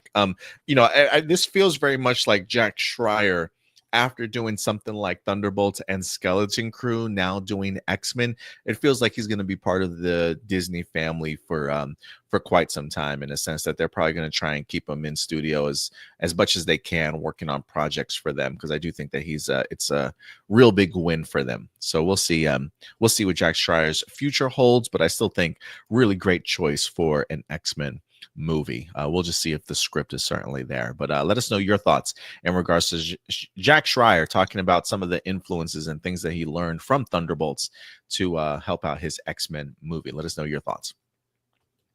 And with that out of the way, Stuart, we will move on to our next topic, as we go from really our Marvel and DC world to more more current topics here for movies and television. Believe it or not, Stuart, we're going to be talking about some K-pop Demon Hunters, baby. Look, man, when this movie dropped, I had no intention of watching this movie, Stuart. This was like the furthest thing from even being on my radar. Some K-pop songs are cool. It's not really a genre that I've completely fallen in love with or on board with as of right now. Maybe it's the old millennial in me. I have no idea. That's still holding on to his late 90s, early 2000s music, if you will. But K-pop is a huge thing. I can't even deny that at this point. But the idea of a K-pop Demon Hunters animated movie being a huge success was not on my bingo card. But Sony and Netflix right now are celebrating because of the massive, and I mean massive, success of this film, doing bonkers numbers on Netflix. I think it's like the most watched movie of all time on Netflix right now. So much so that Netflix decided to go ahead and even release this movie in theaters, Stuart, for like sing along versions of this movie in theaters too. I've seen a bunch of like TikTok and like Twitter videos of people at theaters singing along with this freaking movie. It's like Minecraft all over again. It feels like, in regards to like the type of experience this movie is at the movie theaters. But because of the success of K-pop Demon Hunters, Stuart, it looks like it was only a matter of time, but there are talks for a sequel. To the surprise of nobody, there are talks of a sequel, according to the Hollywood Reporter. So let's go ahead and dive in and see what's happening here. Once a Demon Slayer, always a Demon Slayer, or at least that's the hope. Sony Pictures is in talks with Netflix to make the animated sequel to K-pop Demon Hunters, sources tell Hollywood Reporter. The fantasy musical has turned into the sort of cultural sensation every Hollywood studio or streamer tries to hunt down, even at great expense, but rarely finds. The events of the past few days include Netflix dropping a surprise sing-along version of the animated Sony Pictures animation film in theaters over August 22nd to the 24th weekend, or Demon Hunter becoming the most watched English language film of all time on the streamer, are reigniting the debate as to whether Sony's film's empire gave away the keys to the kingdom in 2021 when handing the movie over to Netflix to release, versus bankrolling a big budget theatrical title on its own from a first-time feature director in Maggie Kang with no major stars. More often than not, box office observers and rival studios executives say Sony made the safe and even the right call, considering that original animation is on a downward spiral at the box office. I mean, even Pixar isn't immune. This summer, Elio, also an original story, opened to $21 million, the worst debut in the history of the animated studio. Some say Sony should have held out and taken the full-blown theatrical route, even if it was a financial risk. It was certainly a mistake for Sony to give it up, one of the insiders said. Sounds like this was a new IP they didn't think would land and was just bad luck for them. But there's a silver lining. When it comes to profit margins, the studio hopes for a range of 10% to 12%. In the case of Demon Hunter, Sony could be looking at 20 to 30%. The deal for the first Demon Hunters was part of a larger multi-title pact struck during the depths of the pandemic in 2021, saw Netflix agreeing to cover the film's entire $100 million budget, in addition to paying Sony a fee of $25 million, or 25% of the budget, and certain other costs. So Sony also received a piece of soundtrack sales, as well as music publishing fees for certain songs. So yeah, so the story is that Sony sold off these rights, it looks like, or at least sold off this movie to Netflix to release on Netflix, and now it's become such a huge sensation. Netflix wind up releasing it in movie theaters, and it's just become sort of like are you crying over there, Stuart, at the success of this movie already? No, I just had something in my eye. I mean, I actually did have something in my eye. I gotta tell you, man, I don't know if this was a mistake for Sony to give up this movie or not. While some insiders may say so, I can kind of see why they did give it up, to be honest with you. I think they maybe gave it up for too less of an amount of money from Netflix. They clearly didn't have any hope in this movie, but I personally can't blame them for not wanting to take the chance with this movie. But again, maybe that's just the old millennial in me, and maybe they've got a lot of old millennials at Sony Pictures that don't know what success looks like these days. But Netflix is definitely gaining a huge win for this. But yeah, out of it comes a sequel. It looks like Sony and Netflix are sitting down trying to figure out all the details here. But Stuart, I don't know have you had the opportunity to check out K-pop Demon Hunters? I don't know if you've got a version of it playing at your theater at the Alamo Draft House or not. So I'm kind of curious as to your perspective on the success of this film and really the idea of them moving forward with a sequel. Does that surprise you?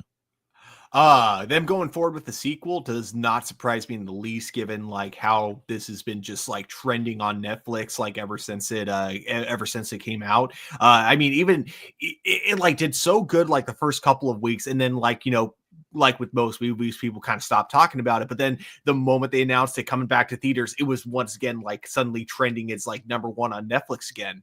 So finding out that this is getting a sequel, not surprising in the least. What is weird is that despite me, working at a Sony-owned theater, we are not playing K-pop Demon Hunter, Wow. unfortunately. Yeah, which is really bizarre. But I will also say that I think it's weird that they put this much money into a movie and then gave it to Netflix. Because I could see why Sony would look at a script for K-pop Demon Hunter and think that maybe it wouldn't resonate with general audiences, and then want to give that to like Netflix. Because the movie's animation is really good and because they clearly have Yeah. talented, singers in the movie, they clearly spent a lot of money making this movie. So the part to me that I just find really bizarre about Sony's decision was making the movie in its completion and then deciding not to release it in theaters. For me personally, I think that it's safe to say that if I was a Sony exec, regardless of whether it was going to be successful or not, like maybe a slightly limited release, but I would have still tried to release it in theaters, try to do some kind of marketing around it. Because I mean, if anything, like I think it's definitely got potential to like, sell its own original music. So you can make like, there's just a lot of marketing potential. Is what I was trying to get at, especially like for toys and for music. So it is weird to me that they ended up not like releasing it in theaters for those reasons. But yeah, it is definitely, I hope this is a mistake they've learned from. So when this sequel comes out, I would love to see how successful it ends up being in theaters when it comes out. Yeah, because according to the article, it didn't sound like Netflix paid them very much for this movie. Like they literally just paid them what it cost to make, which was like $100 million, and then some additional things kind of here and there. Sometimes when it comes to like bidding wars and stuff, I feel like I'm so used to Netflix overpaying for things that you would have thought they would have at least dropped like 200, $300 million for this movie or something like that. But Sony seemed to just like want to almost give it away and be like, all right, that's cool, like this movie's not gonna make any money anyway, and really like downplayed the success of what this movie could potentially make. Look, I gotta say, man, yesterday, um late night, I decided, you know what, we're gonna talk about K-pop Demon Hunters. I'm gonna watch this movie. I'm just gonna watch this movie and see what it's like. So I put this movie on, and I gotta tell you, I fell in love with this movie, bro. I did. I have not finished it yet. I have not finished it yet. I'm more than halfway through. Um, but I got to tell you, there are moments that are a little bit like cringy because it does turn into like a love story or something like that at some point in time. So it does get a little bit cringy for me. Just that teenage kind of love stuff. It's like whatever. I just don't generational stuff for sure. But I Mhm. gotta tell you, man, first off, Sony Animation killing it with the animation style. Like the animation style in here is so freaking clean. How they go from like their regular character designs to sometimes the over the top goofiness of it all really works for me. I really love the animation style in here. I feel like they just did a remarkable job. The music for me in here, dude, I love the music. Like I'm not a K-pop Yes. guy, but the music is so damn catchy. Like I can see why like some of their soundtrack songs are like at the top of the charts right now because they really are sort of like that good. Um, again, it's not really a world that I would find myself really fully involved in, but after watching it, from the action was incredible too. Yeah, just really great. Characters are fun.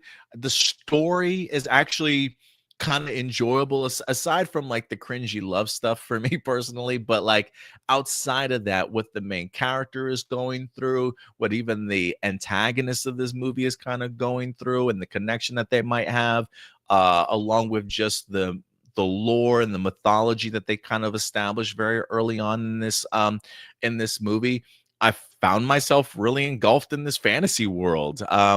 So I haven't finished it yet. I am compelled to finish it because I am curious as to the protagonist's arc and how that goes, not only with her group, the Huntrix, but also just with her connection with the antagonist and how that kind of all turns out.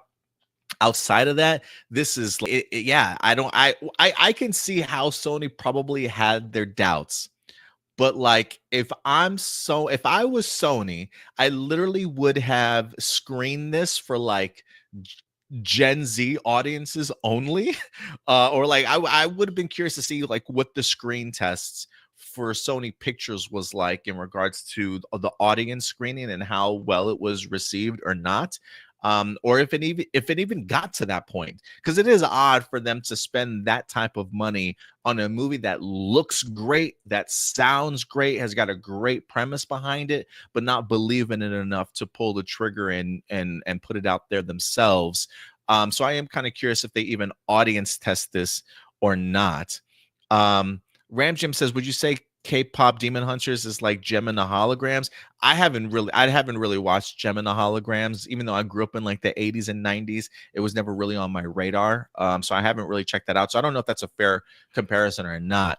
But I will say, oh, sorry. So I was just gonna say, honestly, that's like, yeah, I would say that K-pop Demon Hunters in terms of its pop culture influence that it's currently had, and assuming that they keep the franchise going, yeah, I would actually say that's a very good comparison. Okay, maybe I'll have to check out more Gem and the Holograms, but thank you for that comparison. You don't need to. I mean, maybe. No, no. I know it has its fan base, but yeah. But no, I think this is like this does not surprise me. This does not surprise me. I want to finish the story. I am that compelled to, because I did enjoy it for what it was, besides some of the cringe-worthy moments in regards to it being, a love story, in regards to, just I don't, yeah, it's just I don't know what it is about certain elements of it I don't necessarily connect with, but when this movie hits, and I can see where all the fanfare is certainly coming from. So my boy says I'm just in time. K-pop Demon Hunter time. I think he said his family might have taken his own kids to see this is Jonathan, by the way, Ramon that joined us last week. I believe they might have taken their kids to see this movie in theaters. I could be wrong, but I get it now. Stuart. So yeah, this does not surprise me that there's so much fanfare behind this movie now.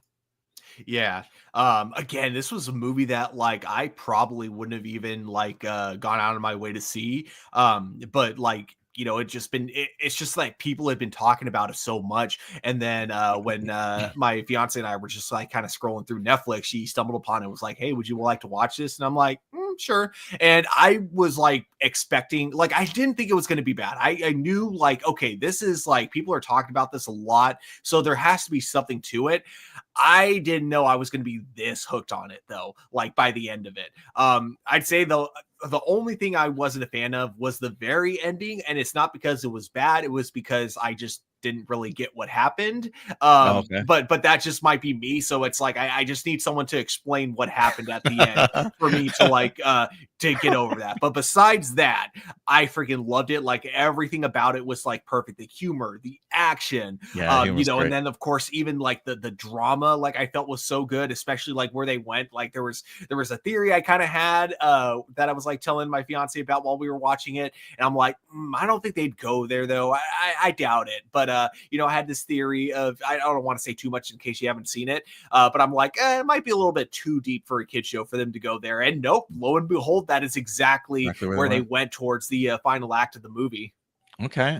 Yeah, I don't have any theories right now. I think I've just been kind of enjoying the ride, but I'm definitely gonna check it out for myself and finish it off. But yeah, man, very much surprised. Jonathan's like, yes, and now I'm sucked into it. Now he knows I'm loving what I'm seeing so far.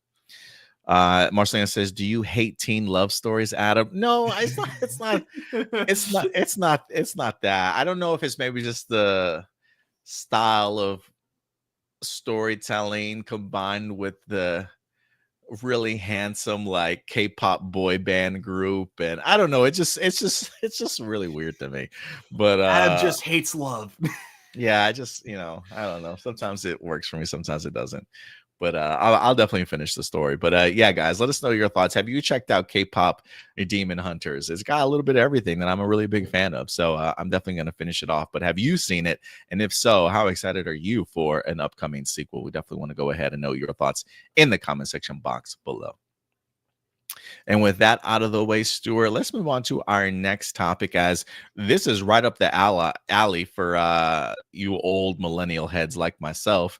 There was a great show back in the day by the name of Knight Rider, baby, starring good old David Hasselhoff, who eventually went on to his Baywatch days. But before his Baywatch days, boy, he was the driver for Kit back in the day on the fantastic 90s Knight Rider television series.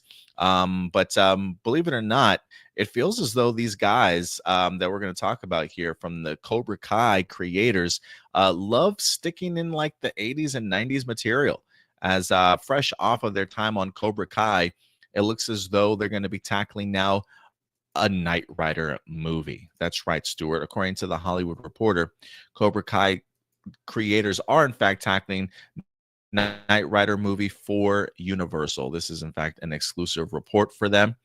It's been a minute since I've actually seen Knight Rider. I want to say, I don't know if they've had a revival in years. I think one of the last revivals I remember seeing was like Knight Rider 2000 or something like that back in the day. I don't know if they've done anything for like a TV movie or anything like that after that Knight Rider 2000. But it's been a minute. It's been a minute since we've heard anything from Knight Rider. But fresh off of Cobra Kai, it looks like this might be what they tackle next. Kit is going on a new ride courtesy of the creators of Cobra Kai, John Hurwitz, Hayden Schlossberg, and Josh Heald. The creators behind the Netflix sensation are in talks to bring Knight Rider, the 1980s action drama centered on computerized talking car, to the big screen. They're in early talks to write the screenplay, with them also in early talks to direct. Airing on NBC from 1982 to 86, Knight Rider was a key series of the era, featuring ridiculous high concept, a hunky lead, and a memorable synth theme, which, yeah, that theme still hits to this day. A feature take has been in development for a while, and the project did have a previous script. The new take is being kept in the back of a semi-trailer, but expect the unexpected when it comes to Cobra Kai creators. So yeah, it'll be interesting to see what they do here. Not much is known, but it seems as though, whether or not this sees the light of day, it's just in development at this point in time. No release date or anything like that, but they are set to be the screenwriters and the directors as well. So, Stuart, what's your connection with Knight Rider? Is there anything that you recall from the show that you were always a big fan of? And after fresh off of watching Cobra Kai, what do you think about them tackling a Knight Rider movie? I love the idea of the two of them behind it because, yeah, I just think they're incredibly talented. But yeah, my relationship with Knight Rider actually, other than the basic premise of a talking car driven by David Hasselhoff, I don't really know anything about the show apart from that. I thought that I had, but I am trying to Google it because I'm trying to confirm if this was one of the movies or not. But in Eternals, correct me if I'm wrong, but like one of the movies that we see that Kingo was in like one of the many fake movies that don't actually exist, was a movie called Knight Rider. No actual relationship to the David Hasselhoff Knight Rider, but I just thought with that it would be so funny if they went full circle and had Camille how do you say Nanjiani playing the Knight Rider character in the movie, just so that joke so that joke goes full circle. If that's the case, I could be misremembering, but I could have sworn one of the movies was called Knight Rider. I don't know, it's a very fun premise, so I wouldn't be opposed to seeing how like a remake or like a reboot or remake or whatever does. I'd be down to see that. Yeah, I'd be kind of down to see it also. If anything, I would be kind of curious as to, well, look, doing it. Well, I do believe that these two that did the Cobra Kai series, I do believe that they've got movie experience in regards to like writing or directing. I believe they did like Harold and Kumar, if I'm mistaken, if I'm correct. I could be wrong. Do you remember, Yeah, Stuart? they've done Harold and Kumar. They did American Reunion as well. Supposedly they're Okay. working on another American Pie movie, but I could be wrong about that. Both American Pie and Harold and Kumar. So the fact that they go from movies like that to Cobra Kai, the one thing that did worry me, like when I watched Cobra Kai, it did feel very much like a streaming service type of show. Whether or not maybe that's just production wise that they wind up having, that I'm not quite sure. But them tackling a Knight Rider movie, I would be open to. It seems like they understand the 80s and 90s or some of the themes that worked back then, and were able to still keep those kind of themes, but modernize them certainly a little bit, and have some fun with it. Maybe playing a little bit old school with it at times for Cobra Kai. So if they can kind of do the same thing when it comes to Knight Rider going forward, I probably would be a really big fan of it also. I would be curious if this is a movie that would go to the big screen or go to streaming service. This feels like it might be like a straight to streaming type of movie, but who certainly knows. But if anything, if there's any one question I would have, it would be, what's the car going to be like? Like, is it going to be the same exact car? Are they going to modernize it a little bit? Like, what brand of vehicle do you wind up utilizing? I would be kind of curious to see what direction they go with that, and who the main lead is going to be for the David Hasselhoff role. But you know what? Give it to me. Why not? Give it to me. I feel like this might go straight to streaming, and if it does, that'll be fine. But I would be open to seeing what these two do, because it feels like they're able to take these old school properties, um, heighten what we loved about them, or stay true to what we loved about them, but modernize it a little bit more. And I think that could be really successful for something like Knight Rider.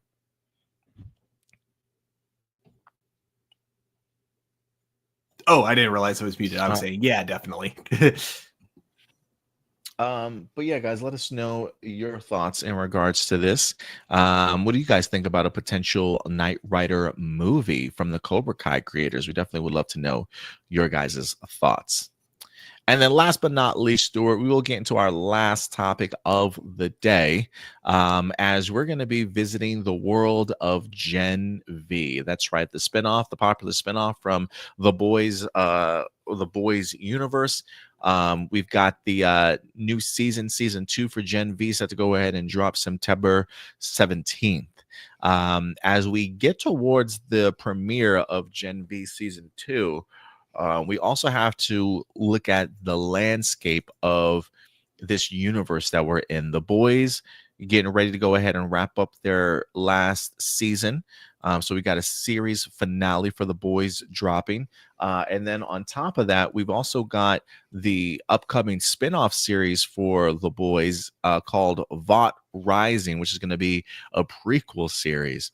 But Gen V is in the news here this week, as we have a little bit of a preview from Entertainment Weekly, talking about the impact that our actress Jazz Sinclair, who plays Marie, might have kind of going forward in this series, whether that be Gen V or even say the Boys season finale.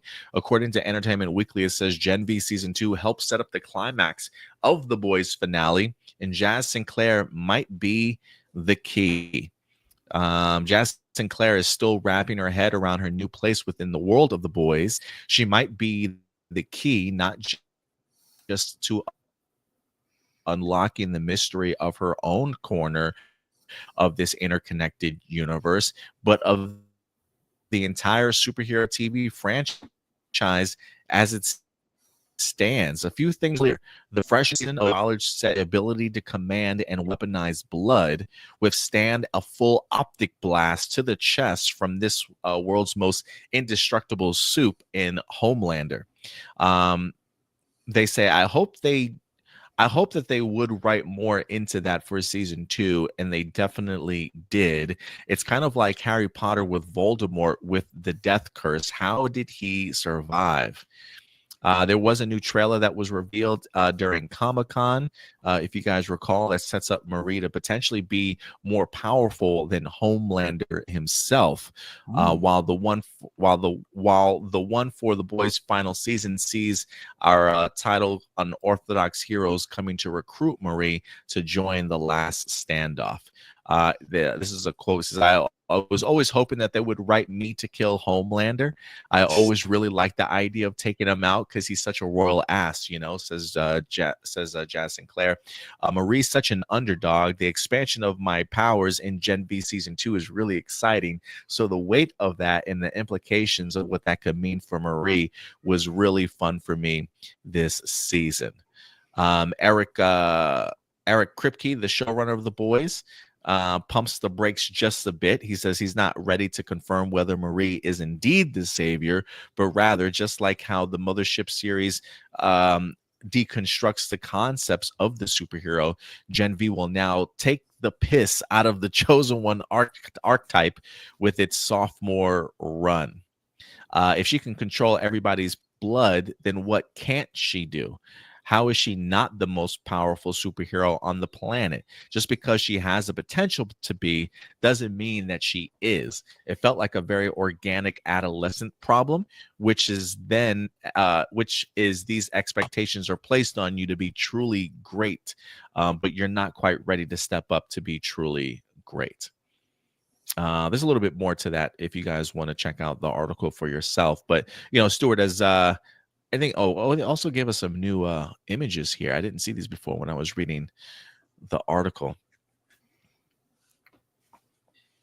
But they do have some brand new images here for you guys to check out. What do you think about that, Stuart? I'm assuming you've caught up with everything boys related. How are you feeling about some of these statements here? Yeah, I kind of agree with her. Like, she definitely has that potential to, excuse me. She definitely has that potential to kill Homelander. She can really harness her powers.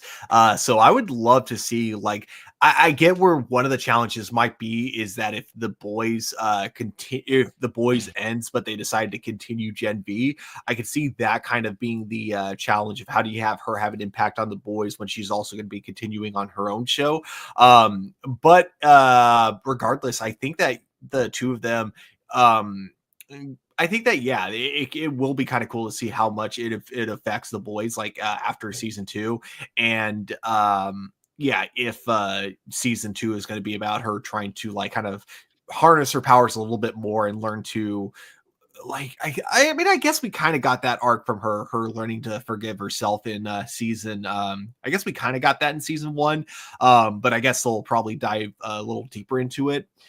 I got to be honest, man. It's so weird because I watched Gen V, but as I'm trying to look back on it, I can't remember it as well as I wish I could.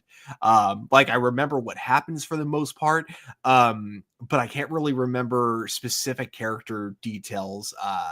Specifically with her, I can't remember what exactly her arc was all the way through. I remember part of it being the traumatic event from her discovering her powers and getting her character or her parents killed. And then after all the stuff kind of going on, Homelander basically throwing her under the bus and along with her friends and being like, oh yeah, these were the idiots that caused all the shit that went on.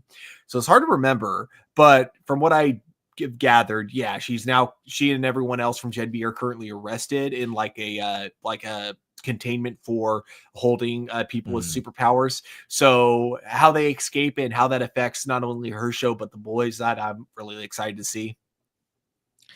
So yeah, Gen V is a show I didn't finish season 1. I think the girlfriend might have finished it, but I didn't get a chance to finish it. Was that showdown with Homelander? Was it at the end of season 1, or was that in The Boys? Oh, it was at the end of season 1, but it's not really a showdown. It was more Homelander just shows up. She thinks that Homelander is there to help, but of course, you know, she doesn't know Mm. like the kind of person Homelander is. So Homelander just like immediately like takes them all out. Oh, takes her And out. it's Takes him yeah, and out. it's all Gotcha. off screen too, because it's one of those like it immediately cuts to black. Oh wow. Okay. Okay. So yeah, I guess a lot of unanswered questions to certainly be explored when it comes to season 2 after that encounter. But yeah, thanks for your thoughts on that. I am kind of curious. I kind of want to finish the season. I do feel, my girlfriend's a really big fan of The Boys. She finished last season of The Boys. I didn't get a chance to watch it, but she's definitely kept up with a little bit of everything in this universe. I've just kind of fallen off after the first couple of seasons, after maybe like the first 3 seasons of The Boys. So I gotta play some catch up in that regards. But yeah, Gen V season 2 set to go ahead and premiere September 17th. Maybe you just need to do a little bit of a rewatch and some catch up for that. But let me know your thoughts, guys, in regards to Marie's position in this world and what you look forward to learning about her when it comes to season 2. Let me know your thoughts in the comment section box below. And with that, Stuart, that will wrap up all of our main topics for the day. And if anything, I think you know what time it is. I do indeed. And now, everybody, it is time for live viewer questions. All right. It's going to be time for live viewer questions. If you ever have a live viewer question, all you have to do is go over to our main page, and that is, in fact, our YouTube channel. Click on that post tab when you get to our YouTube channel, and voila, you will, in fact, see a post for live viewer questions. We drop this every Saturday afternoon, Saturday evening for you guys to certainly check out. Let me go ahead and pull these up here real quick, though. Plus here report. Let me go ahead and make this live. All right, yeah. So every Saturday afternoon or evening, we'll post a live viewer question post. Just go over to our YouTube channel like so. Click on that post tab. And voila, live viewer questions. We got 10 questions, or at least 10 posts. We'll see how this works out here. Up first, Marcelino. Appreciate you coming through, Marcelino. A flat arc. A flat arc is when the character themselves don't change, but their morals and ideals change and influence people around them for the better. For example, V from Vendetta. He doesn't change, but his influence around everyone else, especially Eve, has them change for the better. What are some of your favorite flat arcs?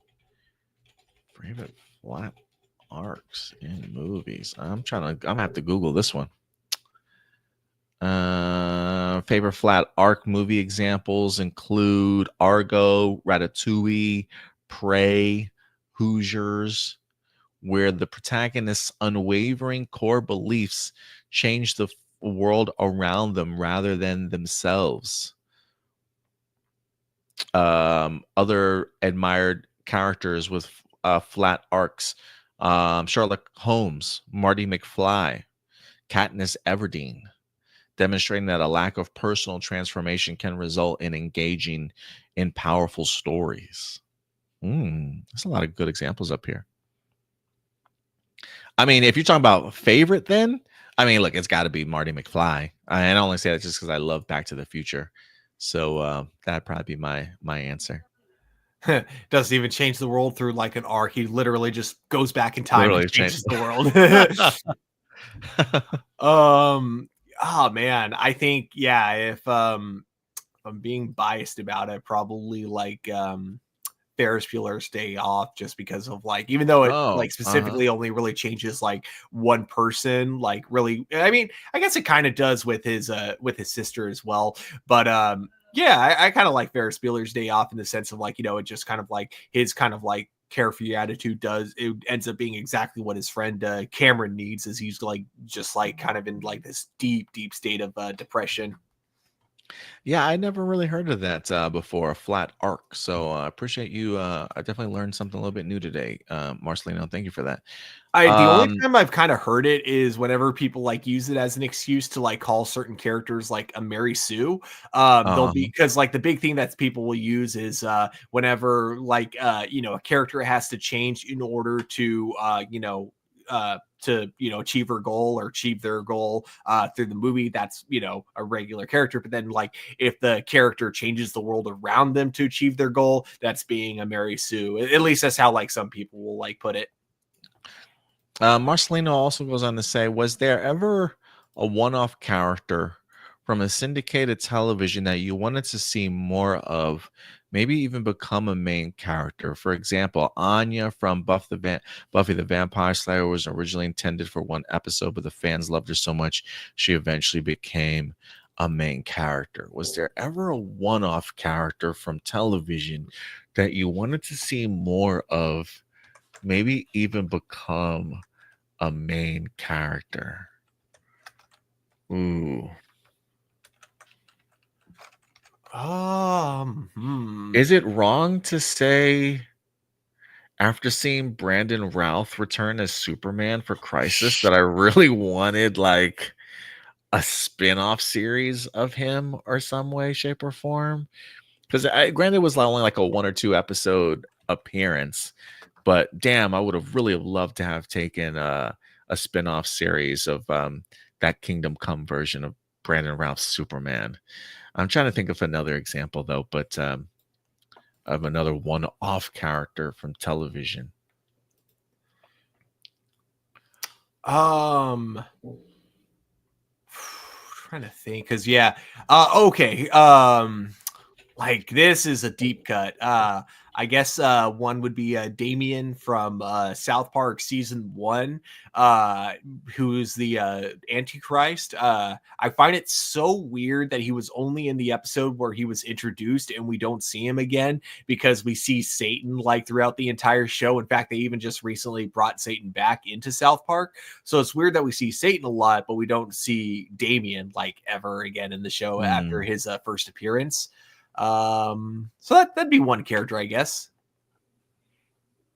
Yeah, I'm trying to think of like some old school characters that I remember seeing like growing up as a kid on television, that I was always a big fan of from like some of my old favorite TV shows. But they were all main characters. I can't remember like a one-off. Ooh, another fun example. Oh god, it just slipped. Oh man, I just had one. Oh yeah, Simpsons.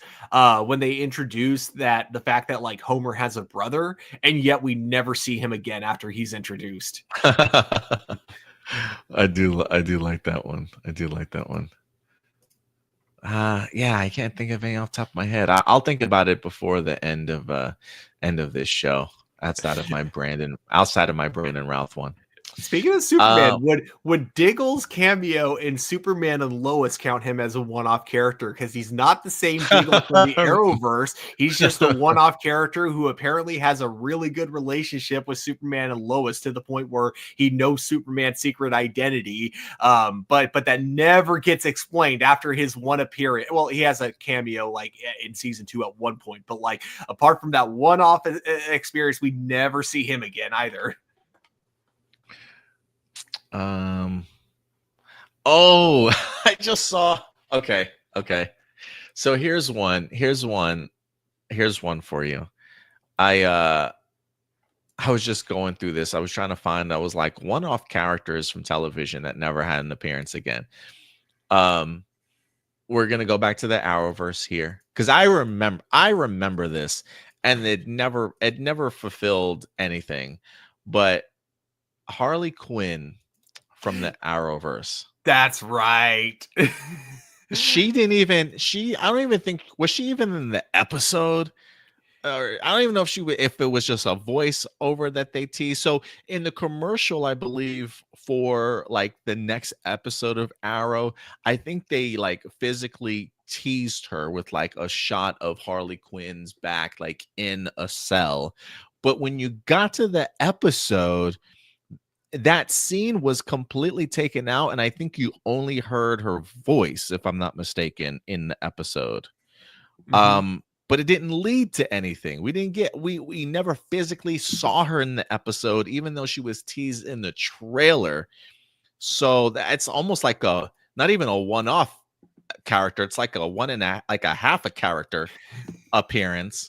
I'll take that because that alone had me come back next week excited to see Harley Quinn. I never got to see Harley, but I would love to have seen her in a little bit more. Yeah, But that's a good pick. Yeah, I just saw this on the list and I'm like, oh my god, I forgot that they even teased her physically. But yeah. And then he says, here's why Cinta's death from Andor falls into the quote bury your gaze trope and the bias that people have towards saying that Cyril deserved and the bias that people have towards saying that Cyril deserved redemption and they don't mind Cinta being killed off. This all comes from the terrific YouTuber Jesse Gender, who I highly recommend you watch. Cinta's death was right after she and Vel made up, and Andor feels like it reinforces the Hollywood's gays code era of queer love can only be shown after queer people have been punished for it. Also, Andor also borrows from real life revolutions, and queer people have always been involved in those revolutions, like French revolutions and the prominent figures Marcel Moore and Daniel Corder. But the Gormans themselves are coded as straight and heteronormative, or how in Nazi Germany, poor and non Aryan queer people were often sent to camps to be killed, while rich and Aryan queer people were sent to conservation therapies, thinking that they could be saved. With all that in place, Vel is rich, a white queer woman survives and is bound by trauma, while Cinta, a poor brown skin queer, is killed. When it comes to Cyril, many believe that she deserved redemption, that he deserved redemption and that he should have joined the rebellion. What many people forget is that Cyril was a fascist zealot from the start on Ferrix, with filled with working class people of color, but on Gorman, which was filled with white and wealthy people. That's when Cyril starts to sympathize with people. Star Wars has had a history of sanitizing fascist men like Kylo Ren and Darth Vader, where they committed years of tyranny that are immediately forgiven by just doing one good thing as if it balances everything. Men like Cyril have given benefit of the doubt. Men like Cyril are given benefit of the doubt, while queer and people of color like Cinta die with barely a mention. No trending discourses, no wishful what ifs, no fan debates or articles about what her arc could have been if she had not been killed. Cyril's death is treated as a life cut short, while Cinta's death is treated as inevitably by everyone. Even Tony Gilroy seems to talk extensively about he feels sorry for Cyril, but barely mentions Cinta. Cassian and Bix and Cyril and Dedra got development towards their relationship, but Vel and Cinta didn't have the same amount of development. Andor asks us to think critically outside of our inner bubble, which is why stuff like this is important. Yeah, thank you for your comments, Marcelino. Because like all that is fair, but like yeah, for me, I personally did not think Cyril did deserve redemption. I don't know where these conversations are coming from or happening from, right? Yeah, exactly. But it's like no, that guy got the death that I think like was kind of perfect, honestly, especially like the Yeah, he last definitely words did. he heard. Amazing. But I get what you're saying with Cinta though. Like because like I think that in general her character also just like as a whole didn't get much screen time like in general. So like when she did get killed off, the unfortunate part is that because it was her girlfriend that got a lot more screen time than her, she was the one that I feel like I felt more empathy towards, because I'm like, oh no, she's sad because she lost someone she's close to. I feel like that's like one problem when you have a character that dies off that like I'm not like either I don't really care about or that they haven't gotten a lot of screen time. Oftentimes the emotional impact doesn't come from that character's death, but how the characters around them react. So I thought it was a really well written scene. I think it could have had a bigger impact had Cinta been given like a bigger role like in Andor, because like in season 2 before like that whole arc, the only time we had really seen her was just being the driver for what's his face and then implying that she was about to assassinate him. And then in season 1 it's pretty much her just like staying in the same room, just like looking through binoculars trying to spot Andor. But yeah, so I think like part of that was they should have given her more before killing her off. Yeah, I think that's just unfortunate based off of like the I have a feeling maybe they probably would have given her more if they knew that their season was going to last a little bit longer. I think the cutting of I want to say the season is short, but the formula in regards to how many episodes you had, the story that you had to kind of push forward might have hindered the ability to kind of tell tell that story a little bit more in depth, sort of thing.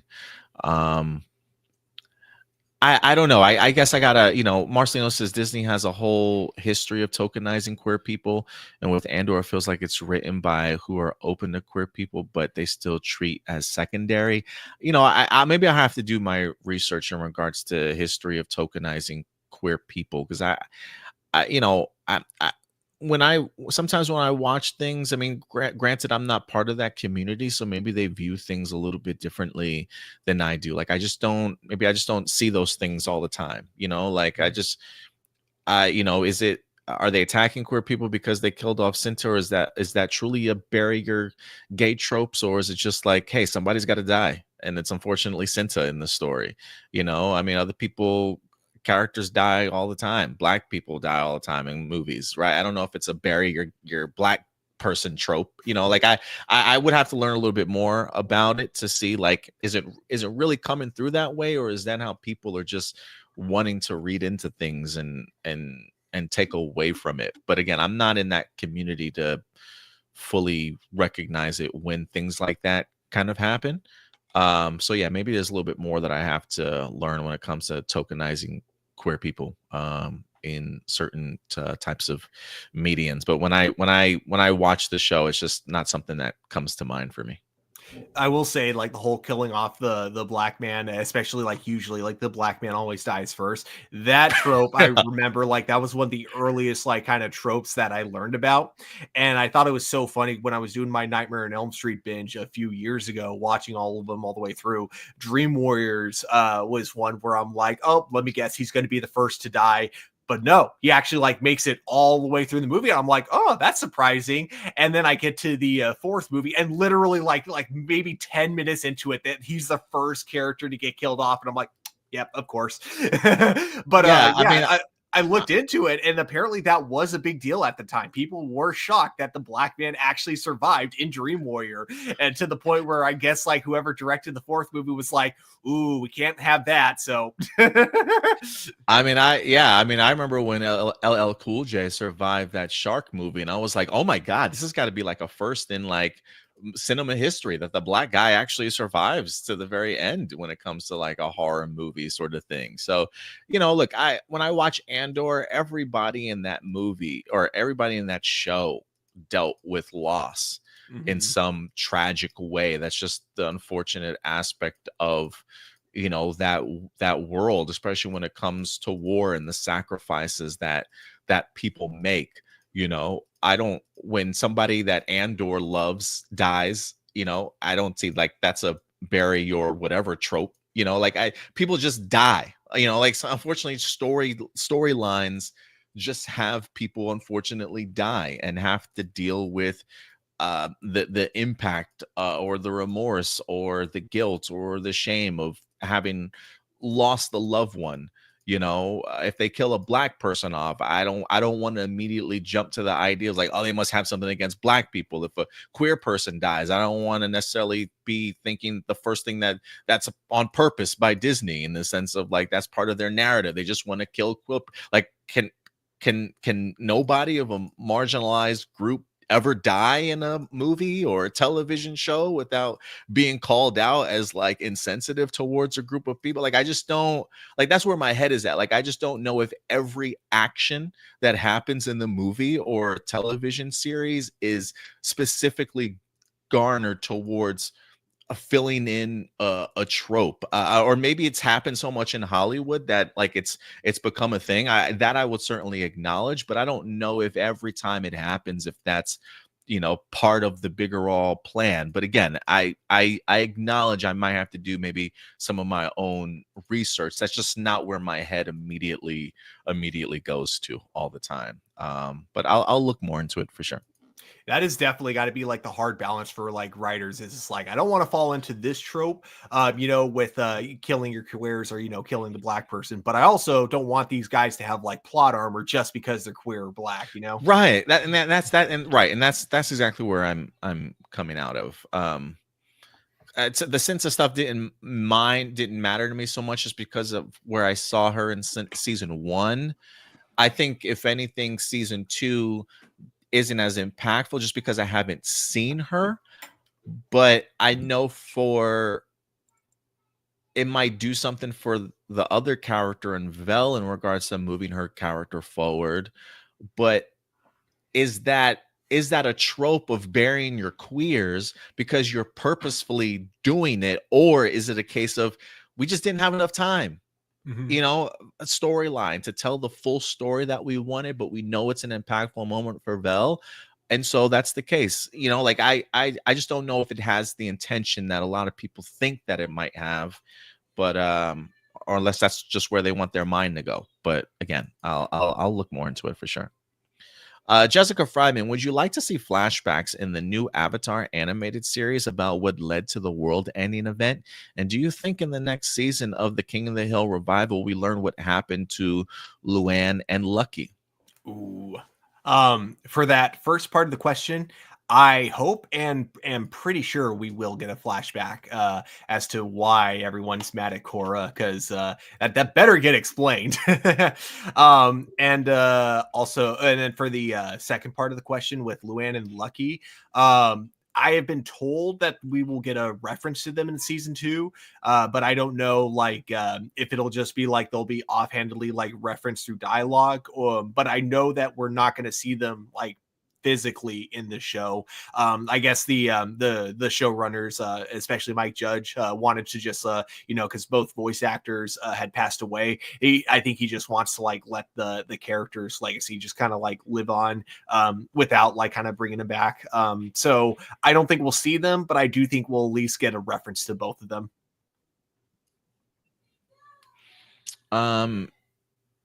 Which underrated animated Disney movie do you wish could have gotten a sequel? For me, that's easy. Robin Hood.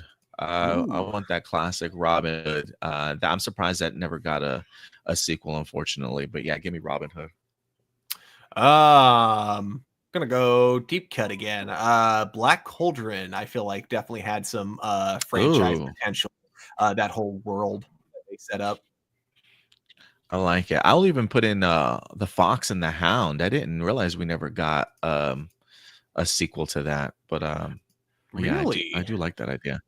Yeah, I always thought that Fox and the Hound had to have had a bad, like, I don't know. I'm just surprised because like usually Disney does bad straight to video sequels for all those like classic films. Let me see. Oh, there was a Fox and a Hound too. Maybe that was back in 2006. So it was definitely a long time coming, but maybe it was just like you mentioned, maybe it was like a straight to DVD thing. Yeah, like Tarzan 2 and Lion King 2, like in that kind of vein. Ricky Perez, what's up, Ricky Perez? Toy Story 5 new character Smarty Pants revealed at Destination D23, along with the opening scene leaked as well. And then Toy Story returning to theaters in September in honor of the 30th anniversary. Are you excited about that movie? I don't know if I'm gonna spend time to go see a Toy Story re-releasing in theaters or not. Oh, so sorry to interrupt. I'll be right back. I gotta go let someone in. Yeah, go ahead. Go ahead. I am excited for Toy Story 5, though. I have not had the opportunity to see the new look. Let me see. Toy Story 5 Smarty Pants. Is that what they? Let me see if I can find an image of the character. Oh, is that Smarty Pants? Okay, yeah, this is Smarty Pants. Let me save this real quick. Oh, it's gonna be voiced by Conan O'Brien. Let me go ahead and pull up this image for you guys so you can see what Smarty Pants looks like from Toy Story 5.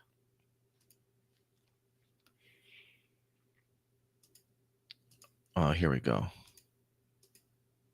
Yeah, that's Smarty Pants. That does look like a classic, like old, like child's toy that I remember. Maybe they took inspiration from it somewhere. I'm not sure. But yeah, this is the first official look at Smarty Pants, the new character that's going to be played by Conan O'Brien. So appreciate you letting us know about that. Thank you so much, Ricky. I haven't seen the opening scene. I don't want to play the opening scene on here in case we get demonetized, but I'll have to look it up. But thanks for letting us know it was leaked. Peg C, have you checked out the new images of the Megazord cockpits for the new Power Rangers web series by Ninja Kids? If so, what are your thoughts? Yeah, let me see. Power Rangers. Yeah, I've seen the costumes for that, but I haven't seen the cockpit for the Megazord. Yeah, I'm trying to see if I can find some on the images on Google Images. I did see like I did see some images of the cockpit. I believe I did see like they got a Rita Repulsa also that they released some images of. Carla Hernandez from social media, I believe, is who's playing Rita. She's done a lot of like web series stuff in the past playing Rita Repulsa, so it's kind of cool that she's getting an opportunity to do this for Ninja Kids. But I can't find an image of the actual. I can't find an image of the actual cockpit, but I am trying to find some images of the villains. Give me one moment.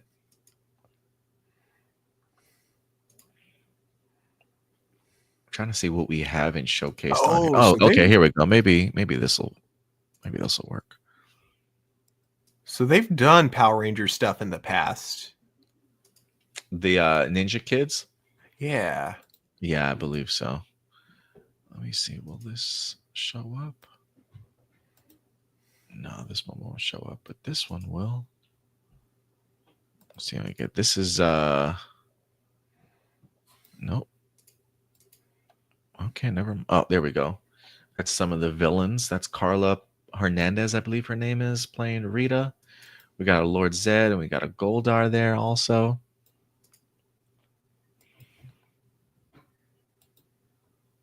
I think I have an image here of the cockpit. Give me a second. Like those are some really cool looking, like compared to the videos that I'm looking now at the channel, like those are some really good looking costumes. Yeah, who did they, is it Toku J, I believe they got their stuff from? I could be wrong. Oh, here's another, here we go. Here's some of the cockpit. It's just a shot of them. It looks like they just have their controllers in front of them. But that's them in the costumes and in the cockpit as well. Again, this is not the Disney Plus series stuff that they were talking about. This is in fact a YouTube web series that they're going to be doing.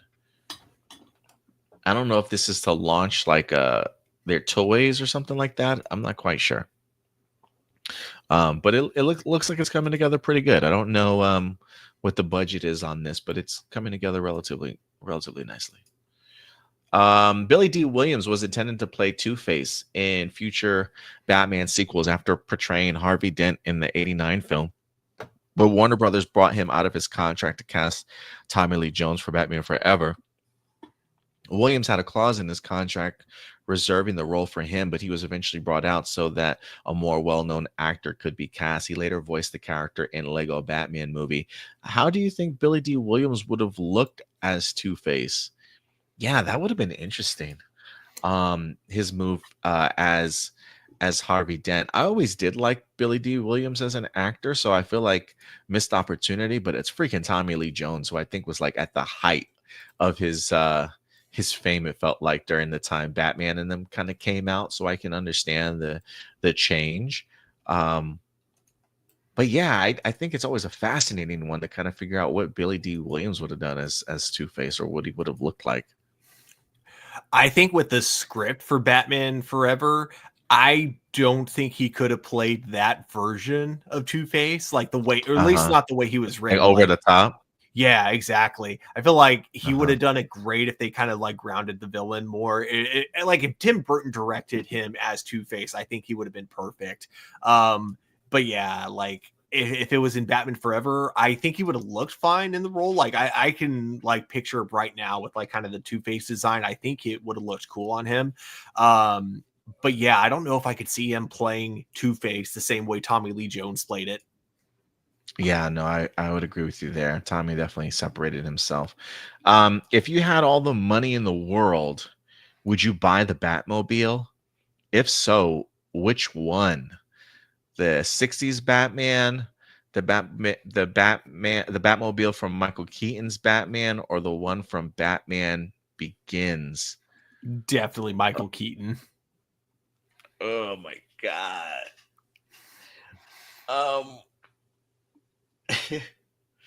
You know what? Oh man, dang, that's a good one. If I had all the money in the world, which Batmobile would I buy? There's other ones I would probably put on this list too, just to make it even harder. But if these are my three, God, these are so classic too.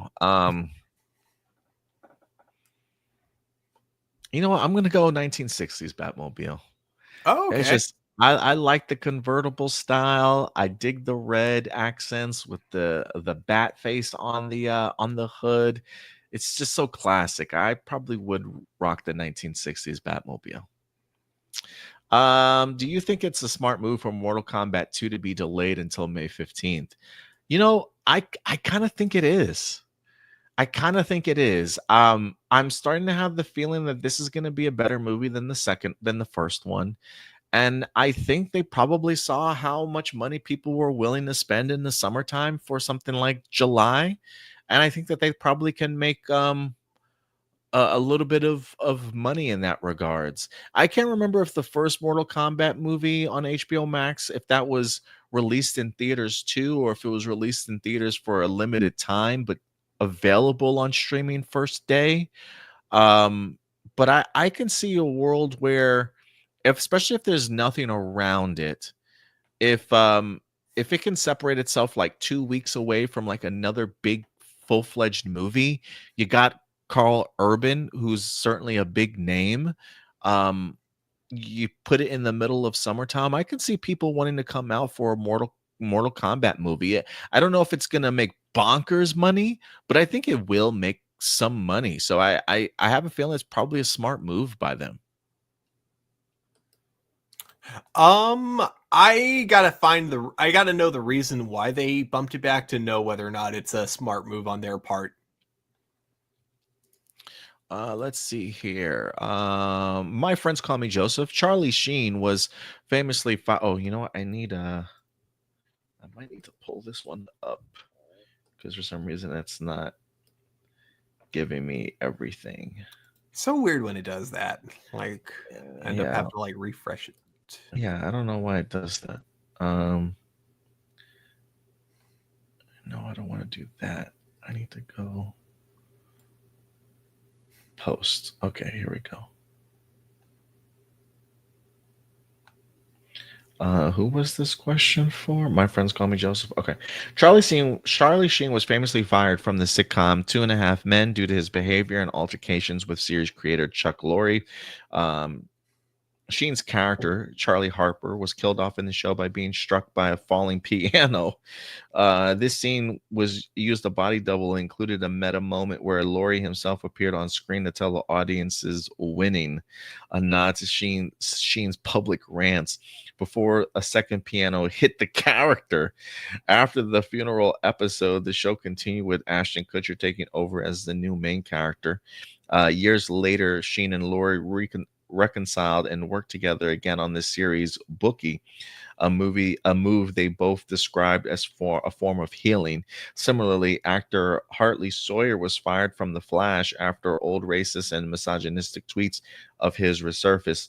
Showrunner Eric Wallace and Warner Brothers removed Sawyer from the show, and his character Ralph Dibny was written off by having his face become unrecognizable before he went off the grid with his partner Sue. Sue. Fans have mixed reactions, with some feelings the show became hypocritical with its later themes of forgiveness. Yeah. Question, Adam. Given the reconciliation and subsequent collaboration between Charlie Sheen and Chuck Lorre, how do you think their renewed professional relationship influenced the perception of both individuals and the entertainment industry approach to on-set conflicts? And then two, Stuart, considering the later storylines in The Flash that centered on themes of forgiveness, do you believe the decision to fire Hartley and write off his character created a hypocritical narrative? And if so, how might the show have handled it differently to align with its own moral lessons? I'll let you answer yours first. Given the reconciliation and subsequent collaboration between Charlie Sheen and Chuck Lorre, how do you think their renewed professional relationship influenced the perception of both individuals in the entertainment industry approach to on-set conflicts? I don't know if it did influence anything. How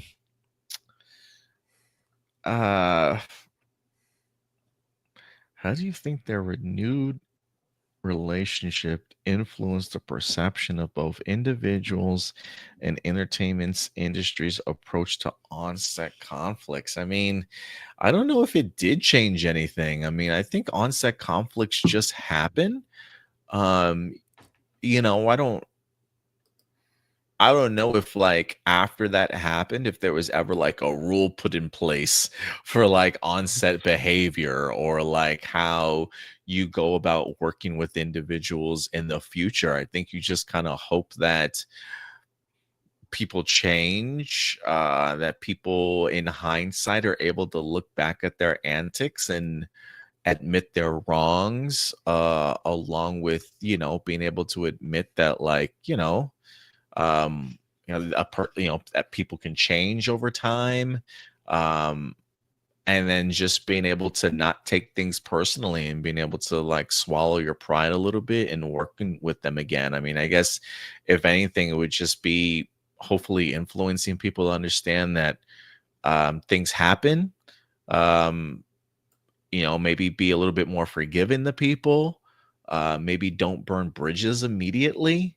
I don't know. I don't know if it was like I don't know if it influenced any change in Hollywood, maybe on a individual like basis of, each person just trying to remember to be professional with each other. But yeah, I mean, it's cool that they squashed whatever beef that they certainly had. I don't remember them killing him off like that. Like, then again, I don't remember Charlie Harper. Like, I remember watching the show, but I think I might have fallen off of that show during that season when they killed him off. So I didn't know it was like that in your face. I mean, to have two pianos fall on this dude and then the showrunner actually have a line on television is wild to me. Like, to emphasize the idea that you're happy you killed off this guy, like, that's wild to me. So if that's how it happened, yeah, that's kind of crazy, and I think does show kind of some professional maturity to be able to forgive each other and like sweep all that stuff under the rug, because that feels very much out there. So yeah, that's kind of crazy to me, Stuart, that actually happened.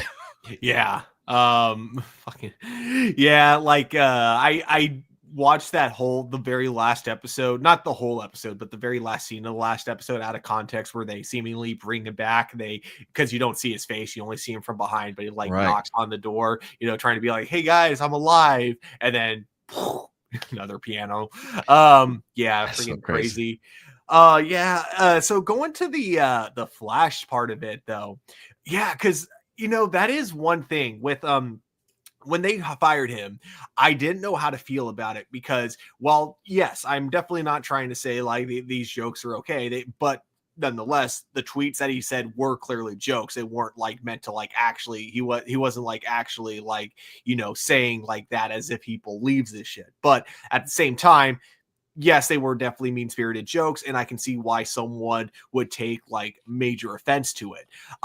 Should he have been fired? If it were me personally, I would depend it completely all on his current like onset behavior and whether or not he's had any tweets like that ever since, which as far as I know, people can definitely let me know in the comments below whether I'm wrong, he hadn't. So I think firing him, I don't think it was. I don't think he should have fired him on the spot there. I think that, like, if anything, like, maybe like if they wanted to reduce the screen time, it's kind of like a little like, hey, I'm not okay, or have a talk with him. Basically, is what I think he should have done more than anything.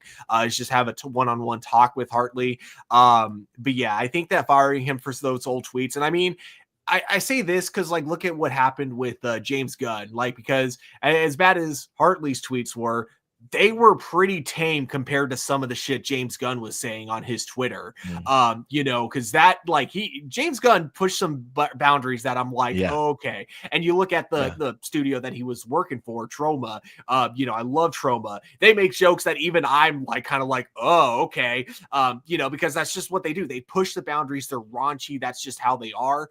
And and so I think because that it became like obvious to all of us that hey, James Gunn doesn't actually believe this stuff that he's saying. He's doing it because he's trying to be funny, and there's also a reason he stopped doing it and hasn't done it ever since. Like, I think that, yeah, if these tweets were current, if they happened like while he had been working on The Flash, then that would have been one thing. We could have a completely different conversation. But these tweets like happened years before he had ever even started The Flash. And clearly they do not represent his actual viewpoints. They were meant as jokes. And I think that on top of that, yes, I do think it's so weird to do that, to fire him from some tweets from like years ago, and then have an entire season where every single villain, I can't think of a single villain that doesn't get forgiven, that gets arrested. Like, no one gets arrested in season 7. No one gets killed in season 7.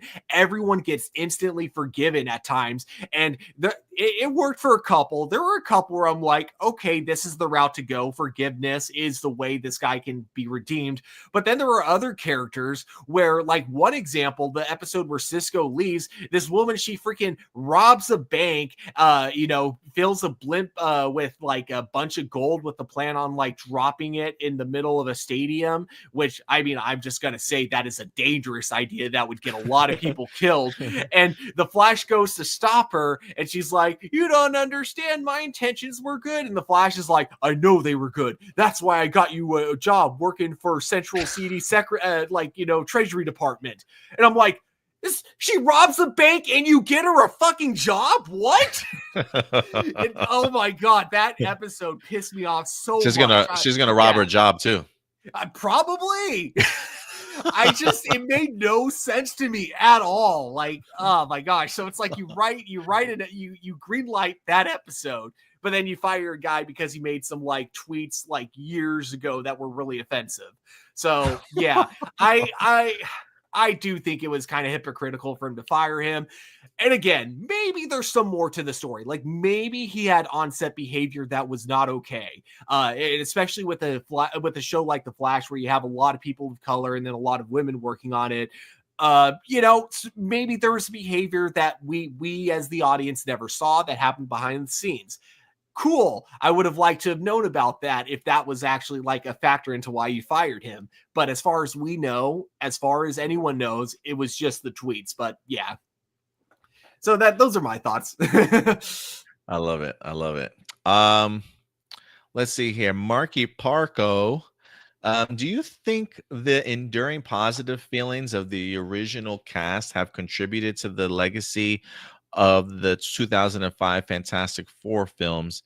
But do you think the enduring positive feelings of the original cast have contributed to the legacy of the 2005 Fantastic Four films?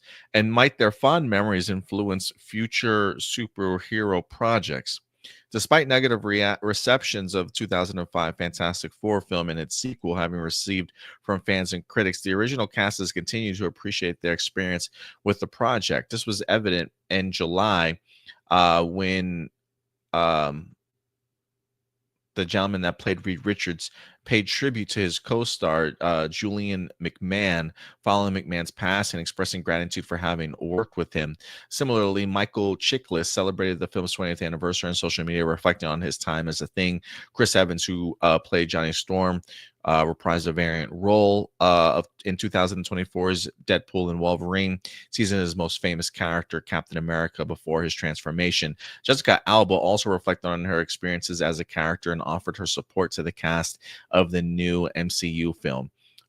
This film also featured a nod to fan casting, with John Krasinski appearing as a variant of Reed Richards after online rumors had linked him to the role before Pedro Pascal was officially cast. It's clear that despite the initial negative reviews, the 2005 cast maintains a sense of appreciation for being the first modern live-action Fantastic team on the big screen, and their legacy continues to be felt in subsequent adaptations. Yeah, I mean, I think it's one of those movies. I have to go back and look at the Rotten Tomatoes score for the 2005 Fantastic Four film, but I feel like, despite the negative reception, I do think that there's probably a much more balanced reception to that movie nowadays, maybe in hindsight, that there have been compared to the other Fantastic Four cast, like Fantastic Four Stick, as Stuart likes to call it, or even like the original Fantastic Four movie. That team, I think, uh, yeah, very much in hindsight, kind of feels like the prequels for the Star Wars, in the sense that people watched it, they didn't care for it, but it's one of those things that really grew on people in time, where people, can look back fondly at the first one, while it may not necessarily have been the best movie. I think a lot of people were certainly fans of the characters in those moments.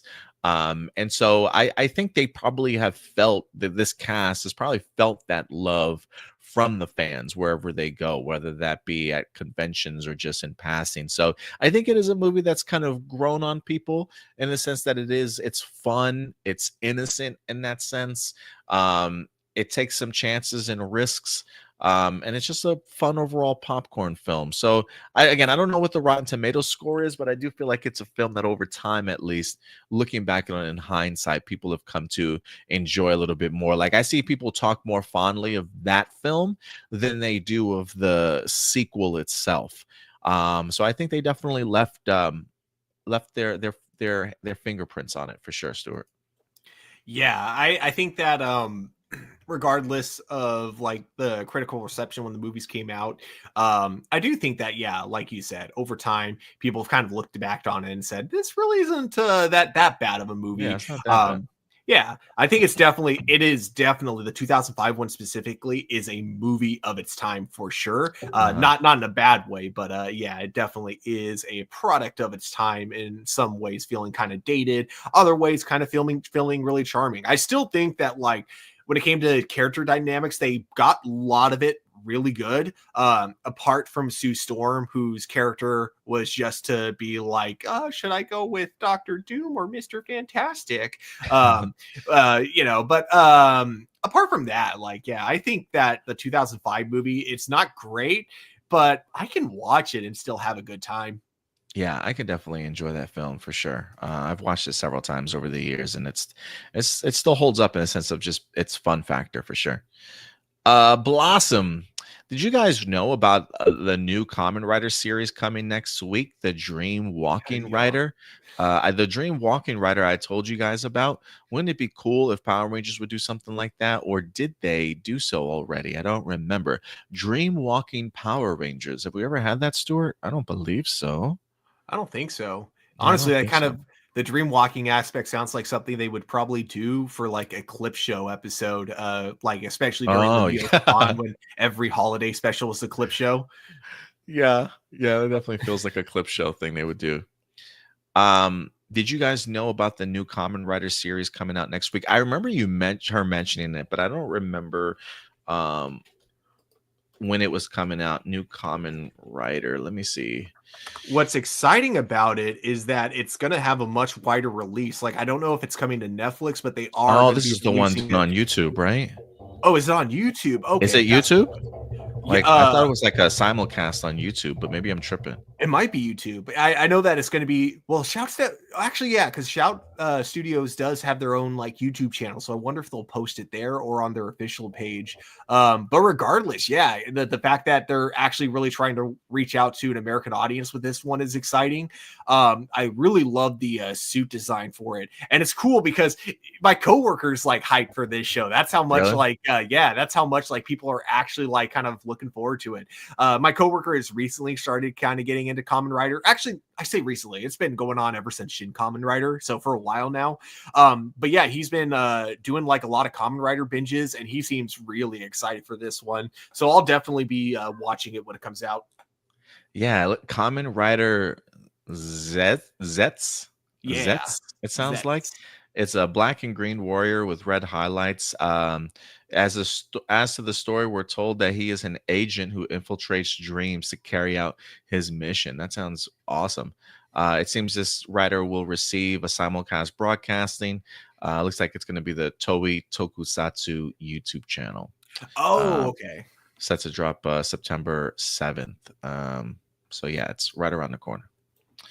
Have you guys ever wanted to make your own comics? If you did, what would they be about?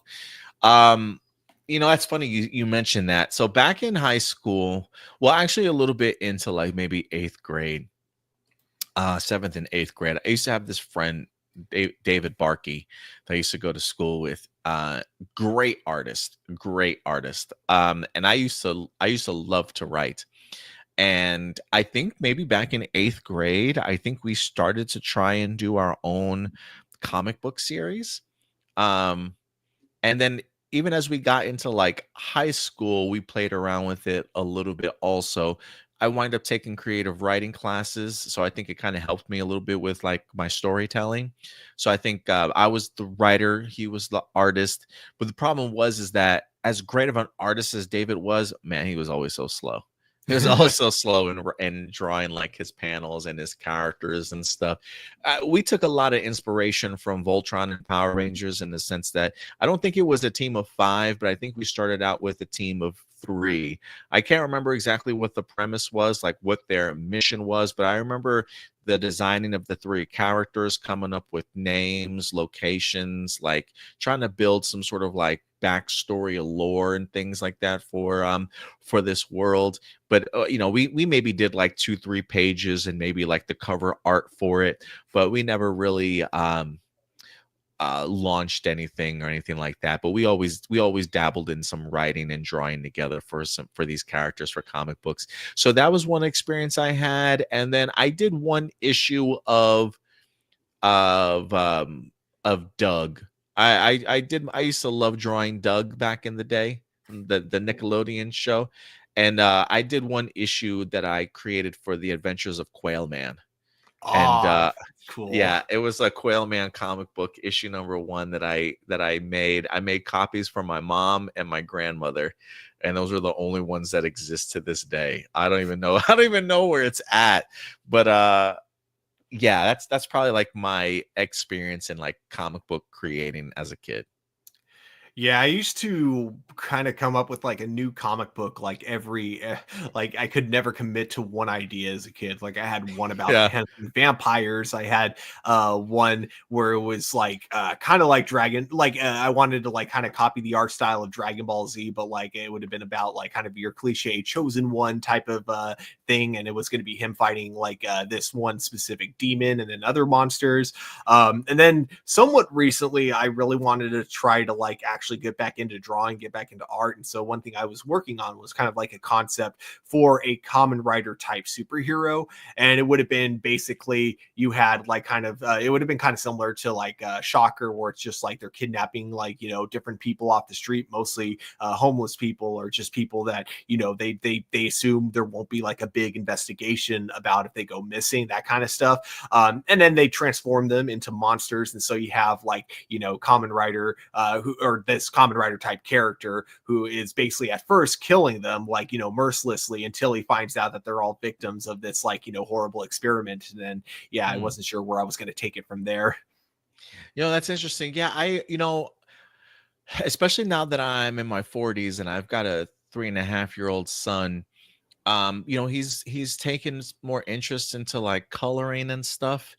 And one of the things that has kind of inspired me to do as he gets older is I did purchase like a sketchbook for him and some colored pencils, thinking, giving him the opportunity to have these blank pages he can write and color and draw whatever he wants to. But it's kind of got me open to the idea of trying to draw again a little bit more, whether that be more still life, creating, drawing what I see around the house, or trying doing my own thing, just to kind of help influence him in regards to getting his creative juices flowing, and maybe get him interested in learning how to draw or color a little bit better, sort of thing, just to allow me to tap into a talent that I used to have years ago that I haven't really done anymore, but in turn help influence and maybe open up some curiosity for my younger son, because I really want to get a little bit more artsy craftsy for him at this particular age.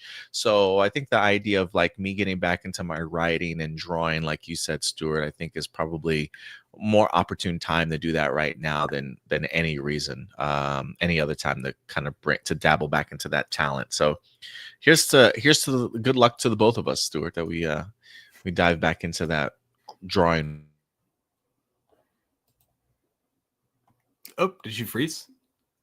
At Megaforce.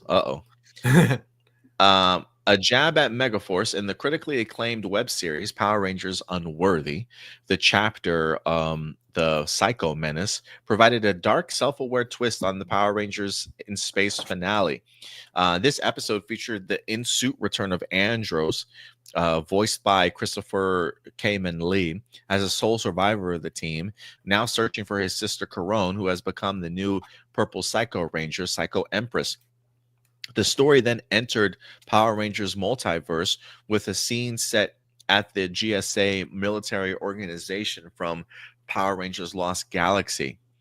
He's talking about from the web series Power Rangers Unworthy back in 2019. And a direct fourth wall break and a wink to the fans, the episode parodied the widely criticized Megaforce and Super Megaforce seasons. A new team of cadets given the powers of Megaforce Rangers were about to morph and become, hold the keys to the humanity's survival before being immediately attacked and defeated by the red and gold Psycho Rangers. This scene cleverly used recycled props and background music from the actual show, even retroactively making sense of the angelic theme from its Super Sentai counterpart, Goseiger, which Megaforce had ignored. The episode also brought back the infamous mentor Gosei, voiced by the original actor Jeff Dolan, who in a humorous moment was taunted by Psycho Empress about his mysterious origins. This scene even explained Gosei's disappearance from Super Megaforce by showing him being held hostage. The military cadets in the GSA echoed the Earth's Defenders Never Surrender catchphrase, further highlighting the episode's satirical take. This playful jab at the disappointing seasons, along with the return of the dissatisfied Jeff Dolan, showed a clear understanding and a respect for the franchise's history, even its low points. What do you think of the Power Rangers Unworthy poking fun at the disappointment of Megaforce and Super Megaforce seasons, and even bringing back Gosei himself? I mean, that's awesome. As I long think as that's you're pretty not awesome. like, Yeah. yeah, as long as you're not like attacking like any of the actors or anything like that. Yeah, that's because yeah, the writing is really bad. So it's like it's easy to make these fun, playful jabs at it.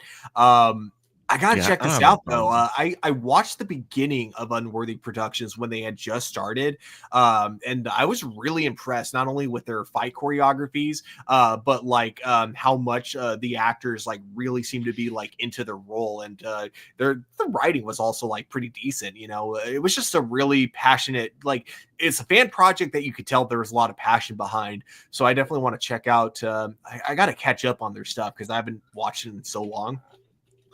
Is that the one where they had like that mysterious figure going around hunting Power Rangers and killing them or something like that? Yeah, killing all the Power Rangers in the multiverse. I mean, like it was Uh-huh. a cool it was such an epic way to start the first episode. The first episode is Yeah. literally him killing Draken, you know, the most like powerful like, you know, evil ranger who's also trying to take over the Power Rangers multiverse. Yeah, I remember the first episode thinking, "Oh man, this is pretty cool," but I just never revisited it. So maybe it's worth my time.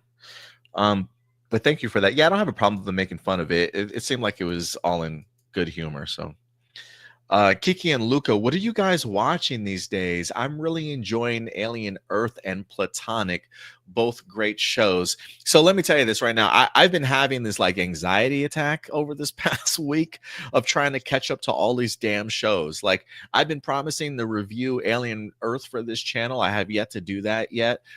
Peacemaker, I think we're 2 episodes in. I've yet to fully finish the first episode of Peacemaker. And so those are the 2 shows that are on my radar to start watching now. Like all this week, I kept telling my girlfriend, like, babe, I gotta watch these shows. I'm feeling really unmotivated right now. My procrastination is hitting an all-time high. I need to just sit down and watch these shows. The problem is I started watching these shows at like 1 in the morning, 12:30 at night, and then Oh, I start them and I'm just like conked out. And so I got to either go back and rewatch the episodes and make sure I understood everything or remember where I picked up from. And then this week, I'm supposed to be having my fantasy football drafts today.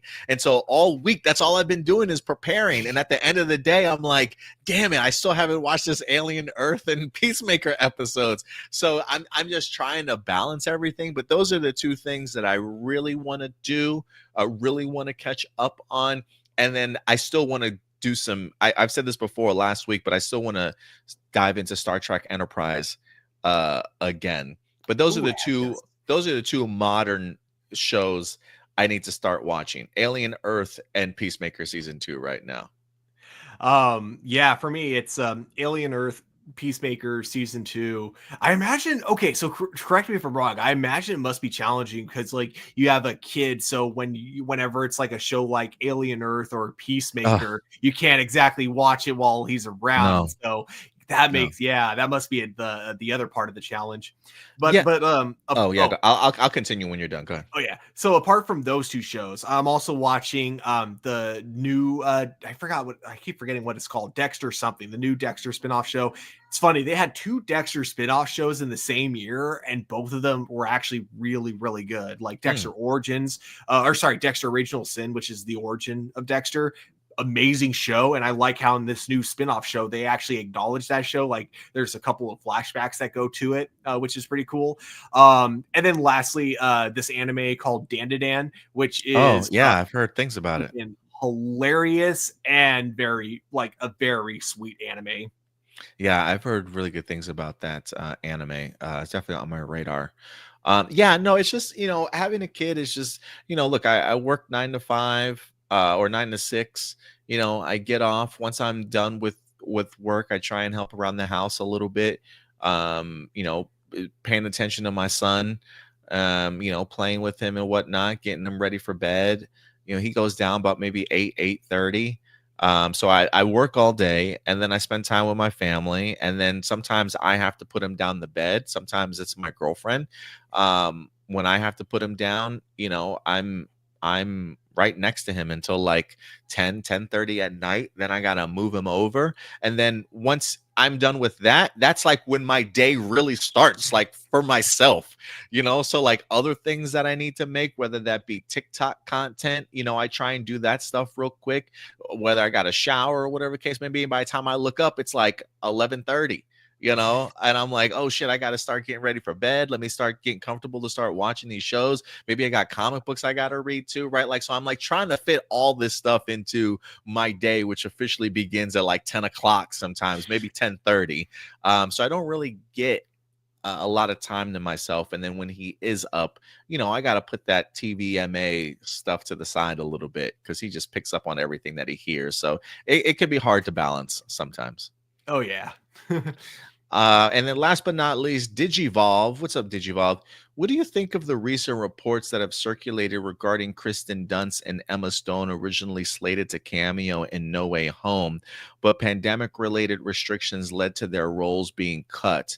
Now, with Kevin Feige reportedly interested in bringing them back for future projects, speculation points to Secret Wars. This could offer a glimpse into Tobey Maguire's Peter Parker life, showing him happily married to Kristen Dunst's MJ, fulfilling his statement to Tom Holland's Peter that we made it work after the events of Spider-Man 3. This could also provide a powerful moment of closure for Andrew Garfield's Peter Parker, who, despite losing Gwen and becoming a little bitter for a while, continued to be Spider-Man.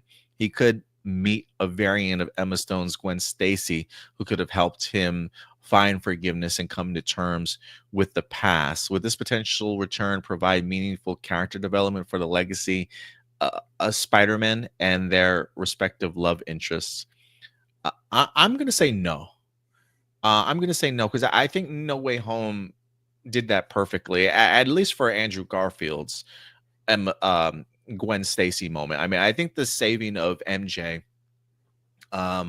for Andrew Garfield's Peter Parker was a really nice sort of touch to kind of fulfill it. And the fact that Tobey Maguire lets us know that they certainly made it work, for me, that's like all the closure that I really needed. And there's a part of me too that thinks the return of Kristen Dunst and Emma Stone, I think, maybe undercuts the emotional impact of Tobey Maguire and Andrew Garfield's Peter, giving Tom Holland's Peter Parker a very valuable lesson in regards to loss. Now, while I know Tobey Maguire's Peter talked about the loss of his uncle, having Emma pop back up in a movie alive and well, in a story in which you're trying to show the impact of the loss of Gwen Stacy to Andrew, and have that kind of come off as impactful and powerful,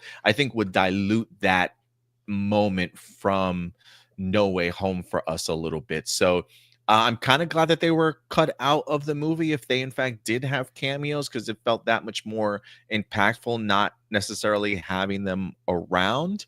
But if there's anybody I would be interested to kind of see the future of, it would be Tobey Maguire's Peter Parker life with MJ. There is something fascinating about an elder statesman Spider-Man and that relationship, having seen that blossom on the big screen. Maybe they eventually went on to have kids at some point in time. Who knows? That would have been more appealing to me, but I think having Kristen Dunst and Emma Stone not be in No Way Home was far more impactful to the story than if they were in it. Mm.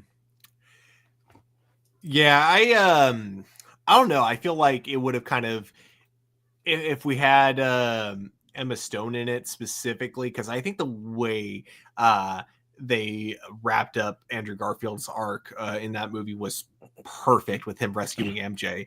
I feel like if we had Emma Stone in it afterwards, it would have kind of cheapened her death.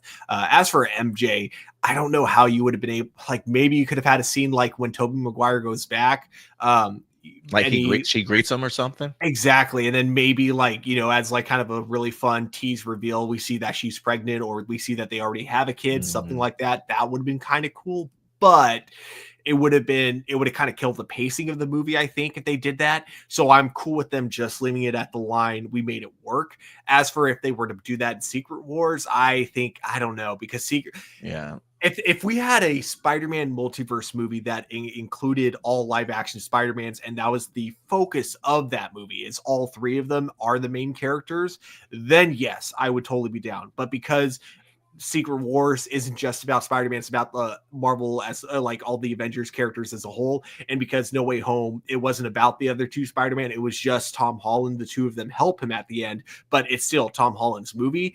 I don't think it could have worked with either of them. I think it only works if the three of them, or specifically those two, are the main characters.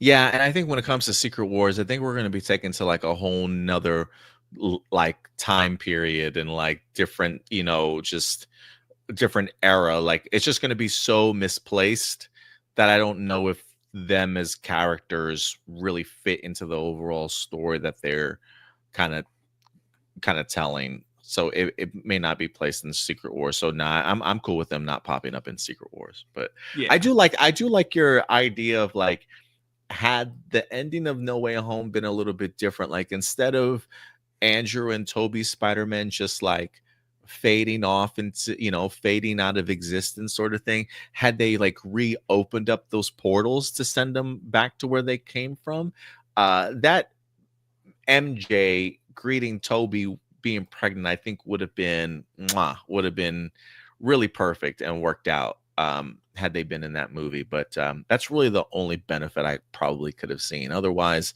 I didn't necessarily think it would have added to their character development, but that's just me.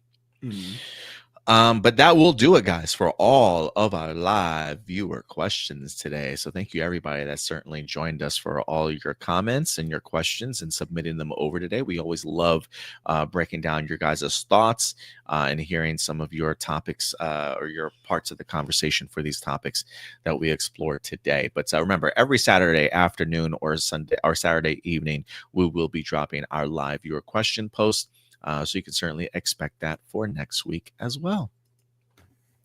But that will do it for our show for A+ Hero Report today. You got any plans the rest of the day, Stuart?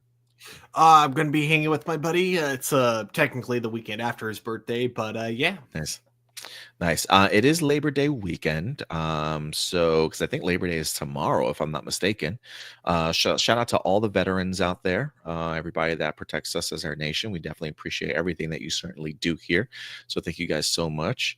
I'm trying to think also, what do we have in store for the rest of the week here? I got my fantasy football draft today. I got 2 fantasy football drafts back to back, so it's going to be interesting to see how this goes. I've had like not as much practice for my mock drafts as I certainly would like going into today's draft, so I am a little bit nervous, especially knowing both leagues and how my friends like to draft. We'll see if I'm as prepared as I certainly want to be. I'm trying to see some more movies as we wrap up the month of August. There are a couple I've seen. Honey Don't this. How was that? A little underwhelming, not gonna lie. Oh, okay. Yeah, a little underwhelming. Great fun performances. I like the characters, great character chemistry. Charlie Day, I think, is really funny in this movie. Like there are moments that I definitely laughed. I had fun with the chemistry. The characters are really appealing to me.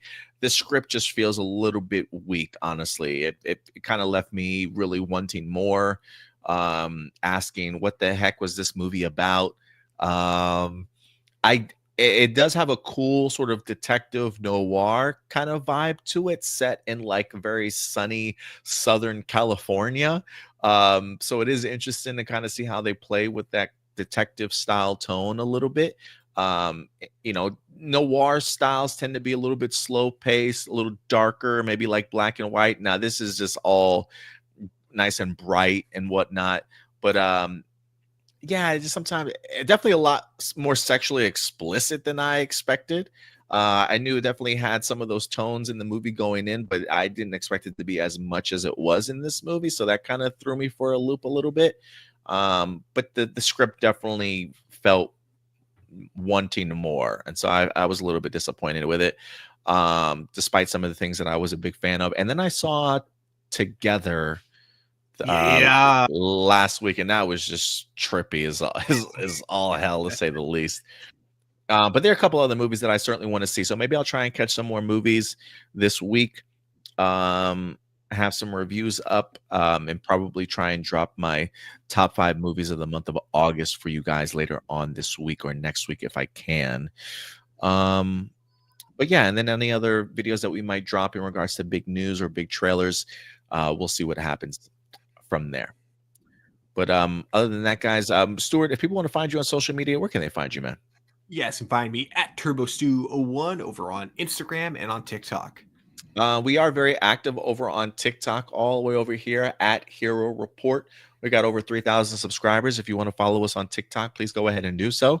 If you want to follow us on social media, everywhere else at A+ Opinions. Very active, especially over on our Facebook page, where we post all the news, all the trailers, all the behind the scenes stuff to keep you up to date all throughout the week. And then we take 6 incredible topics from our Facebook page and discuss them here on our YouTube channel. If you haven't subscribed to the YouTube channel, please go ahead and do so. Click the subscribe button, click the bell notification, so when we do drop brand new videos, you'll certainly be notified. And you can certainly join us here every weekend, every Sunday, live at 11 a.m. Central Time on YouTube. But other than that, guys, that will do it for us here. We'll certainly see you guys next weekend.